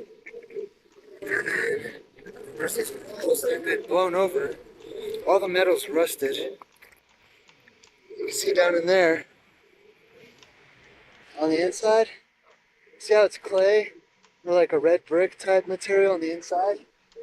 See if I can get you a little bit closer. Yeah, that's a chimney. Here, actually. Just gotta be super careful. Alright, now check this out. So these structures are all cemented. So that somebody came, they slapped a bunch of rocks together with some type of... Right, they built a fucking chimney. Cement. They built it around these hollowed out terracotta tubes that insulate the chimney. Clay portions, and they built around that. That was standing upright, and then it was knocked over, and you can just tell a lot of this stuff's been knocked over by the wind and the elements and stuff. Oh, but I want to show you these rocks too. So there's a lot of ruins and stuff behind me over here. This is right in the middle of this canyon. So this is near like the Fort Worth area. So here there's a lot of plasma activity, a lot of geoplasmas within the earth. A lot of geoplasma. And with those geoplasmas, you'll also have gases. Right, that's what plasma is. It's ionized gas. So these gases come. It's high temperature gas. Yeah, that's how you get plasma. Is you put gas under intense heat. Up, they bubble up through all of that mud and that muck and all the mixture of earth that's inside of the earth. And when it blows out towards the top, you get these. Here, let me show you. You get the rock that looks like this. The gases pass through the rock and creates these little holes because they literally at one point were air bubbles. That's probably pumice. See, you can see where there's air bubbles, and then whenever this material petrified, then all of the... No, that's a rock. It didn't petrify. It's a rock. Air was released from it as it densified. Jesus, and it just left behind this spongy looking rock. As you can see, here's a good example of one right over here. You see that? Yes, that's called pumice. All those holes, those are air bubbles, right? And they will tell you it's volcanic rock because it looks burnt, but it's not. This is not magma or anything. This was struck by high electrical discharge, and you can even see on the... No, it wasn't. Different sides of the rocks, which side the rock was most affected. Like this one over here, you see how this side's burnt and this side is not burnt? However, What's up, everyone? Jesus fucking Christ. Got a few more. Let's see, 1, 2, 3, 4, 5, 6, 7, 8, 9. Got 10 more, or 9 more. They're only like 2 minutes, 1 minute, 3 minutes apart, or 3 minutes each. Apocalypse, and how the plasma itself, huge electrical bolts running throughout the atmosphere all across the world. When it reaches down to ground itself, it will petrify parts of the ground. I mean, it'll petrify anything in its path, really, or can. If you get hit with one of the stronger beams of plasma or filaments of plasma. But look behind me, I'm in this canyon, as I've showed you on a couple other videos, right?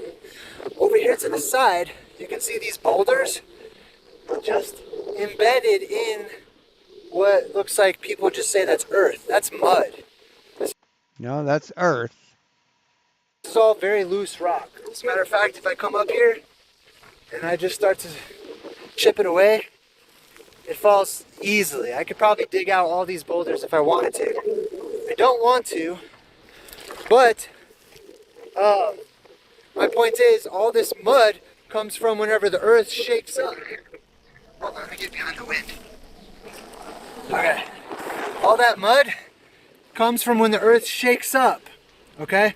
And all the liquid from inside of the earth, which is water mostly, it rises up and it mixes with all of the sand and the clay and the debris and the soil and everything. Everything becomes homogenized and mixed up together. And then the waters from the flood, mountains are created after the flood comes. So the waters from the flood will push all of this mud and all this sand and debris, and it starts layering out across the world in different places. But then whenever you have depressurization of the atmosphere at the same time, parts of that mud... Depressurization of the atmosphere? What the fuck are you talking about, moron? Rise up into the air. They get struck by those electrical charges. They become boulders. They fall down in different random places, even embedding themselves right back down into the mud. Jesus Christ. Right? And then, of course, you've got places of power where geoplasmas have erupted and blown rocks, or blown mud, which is then petrified, turns into rocks, right up out of the earth itself. And they become deposited in the mud, which is why you have these deposited into the mud, like you see there. Alright, what's up, everyone? Check this out. God damn. The apex dome of the firmament. The apex dome of the firmament.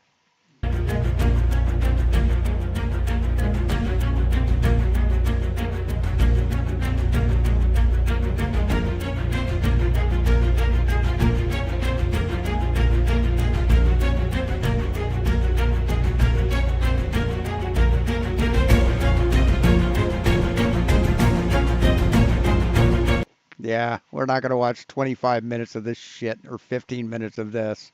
We'll just watch the So super freaking... Oops. We'll just watch his shorts. Watch his shorts. Phrasing. Giggity. Freaking strong compared to human beings, right? There's reasons for these things, and it all has to do...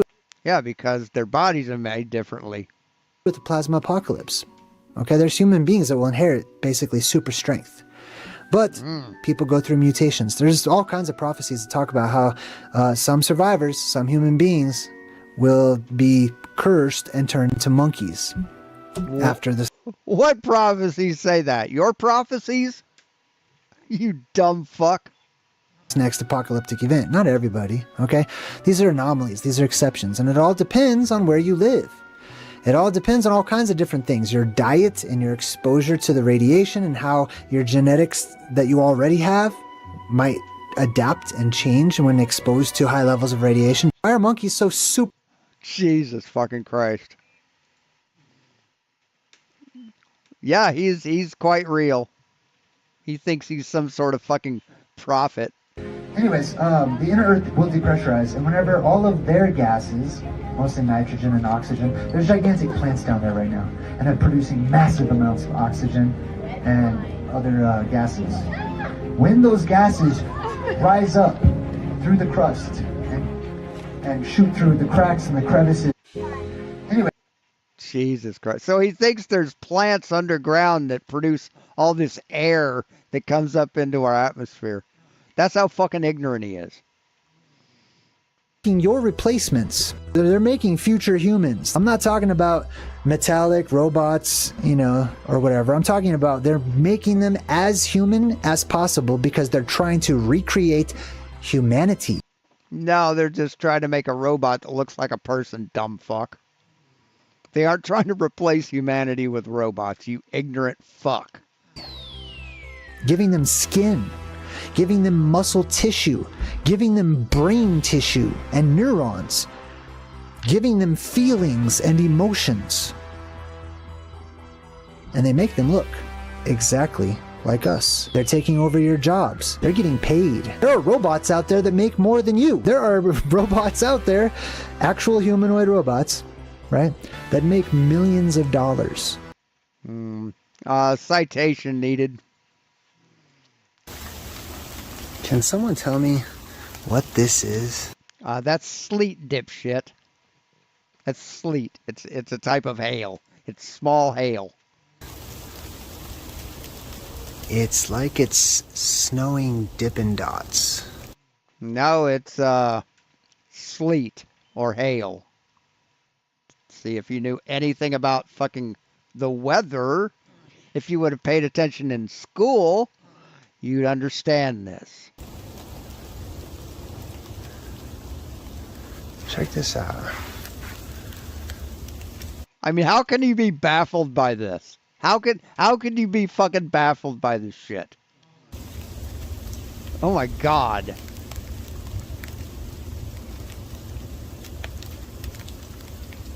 Are you fucking kidding me? I call that government snow. Oh, government snow? Oh no, not government snow. You fucking dumbass. We need to go way back to the era of gigantism, where there were birds so large that they were said across the world to pick up elephants. No, there weren't. Never happened. To fly elephants high up into the atmosphere and then drop them so that they would crack like an egg on the ground and they would have the pieces and bring the pieces back to their nest. Griffins were also said to do something similar. Right, there's no such thing as griffins, and if an elephant fell from a height, it would just die. It wouldn't break up into pieces. But this is how large these birds from antiquity, carrying an elephant, this was known as the rook, or the rock in modern English. There's also another one up here. As you can see, this one's carrying an elk or something. I've talked about these giant birds and their ability to carry very large animals. And I've been met with some people who don't believe that that's possible. I'm telling you it is possible, and I've shared videos of... Oh, he's telling you it is possible, because he shared videos that he's made up. Modern birds carrying around deers and lambs and goats and stuff, flying around with them in the air. God, what an ignorant motherfucker. I would like you to summarize our entire conversation about Comet 3. Yeah, this is Comet. This is Comet 3i Atlas and ChatGPT. He's asking ChatGPT to summarize a conversation that he manipulated ChatGPT into saying. I would like you to summarize our entire conversation about Comet 3i Atlas from beginning to end. We started with the idea that Comet 3i Atlas appears to have an anti-tail, which seemed impossible to you. You point as an anti-tail, which seemed impossible to this loser, meaning a tail that leads the comet. See, if he would have stayed in school and taken science class or listened when he was in science class, he'd know what a comet is. Pointed out that it's the comet's first visit to our solar system, so it can't have dust from a previous orbit. You explained that the tail can only... They don't have dust from a orbit, dipshit. A comet is a rock with ice and dust in it. And when it, as it goes past the sun heats it, and yeah. Let's see. Let's duplicate this. What is a comet?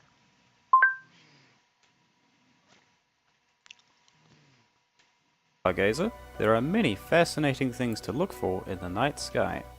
The most spectacular sight must surely be this, a comet.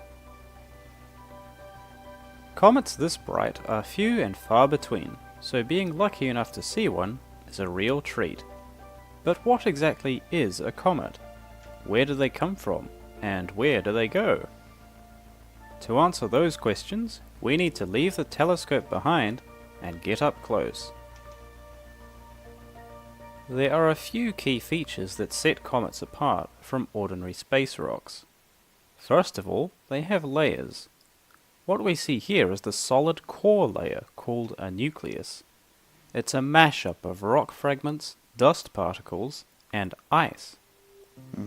This isn't just familiar water ice, although there is some of that present.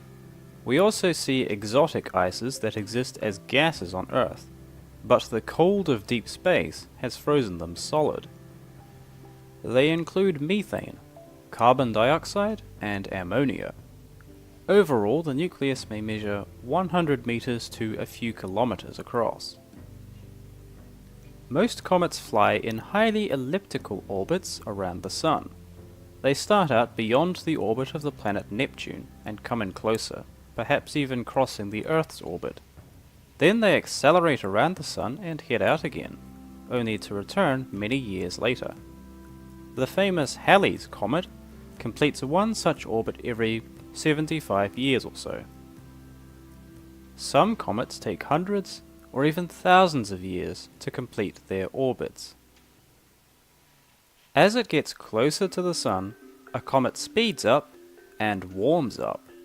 The warming is caused by radiation that shoots out from the Sun in all directions. Solar radiation includes light and heat. At a certain point between the orbits of Mars and Jupiter, the heat is enough to transform all those ices into gases. Since a gas takes up much more volume than its solid version, it explodes outward. This comet is now venting a mixture of gases from its nucleus, as well as streams of dust and ice fragments. It is producing a dispersed layer called the coma, which is the equivalent of an atmosphere. Faster and further the comet flies. As it gets even closer to the Sun, the effects of solar radiation strengthen. All that radiation can now exert a force on particles in the coma. Heavier particles trail behind, marking out the comet's orbit. Lighter particles are blown into a long tail. It's this tail that gets stargazers so excited. It is bright because it is mostly made of highly reflective ice fragments.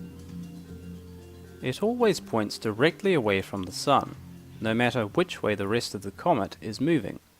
What's really impressive is that it can grow to over 150 million kilometers long.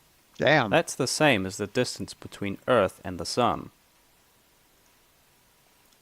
There is an interesting contrast between the solid nucleus and gaseous tail of a comet. While the tail is bright and lightly colored, the nucleus is usually very dark and difficult to pick out. A few comets have been visited by robotic probes in recent years. Anyway, that's what a comet is, dumb fuck. So... Be behind the comet and can't move in front. I tried to explain how dust spread along the comet's current path can look like it's in front from Earth's viewpoint, but you emphasized that the same dust can't appear in two places. Finally, we agreed that if the dust is behind the comet, it stays behind and that from any angle it can't truly appear in front. So he just wasted ChatGPT's time. Was telepathy. Okay, so if you and this is the last one, live in this particular spot right here, you live in an energetically charged environment that amplifies your very soul, that regenerates the skin and your cells, your body on a cellular level. You're regenerated, so it gives life and life in abundance. But it also magnifies, I guess is a good word, increases your chakras, your auras, your spirit, your whatever is giving your body energy that you call spirit, or whatever you want to call it, that is amplified too. So much so that you can sense outside of your own body. Many people call this a sixth sense, right? That's interesting. That's an interesting way to say that. But it's the sixth sense, right? Now imagine, some of us have a strong sixth sense today, but imagine if somebody could amplify your very strong or weak sixth sense. So that's it for this guy.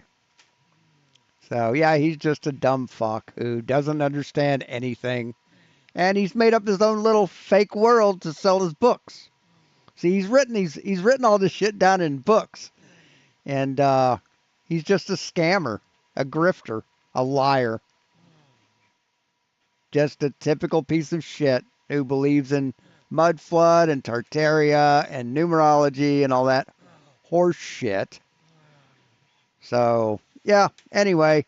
So, I hope you liked it. It'll probably get struck, but yeah, it'll get put back up after it gets struck. And it will prove that he's a fucking piece of shit who can't take criticism. So, thanks for watching, guys. That's all I've got. I'm going to go play Gray Zone Warfare. And again, if anybody wants to play Gray Zone Warfare, let me know. I'll buy the game for you and we'll play. So, thanks for watching. We'll talk to you later.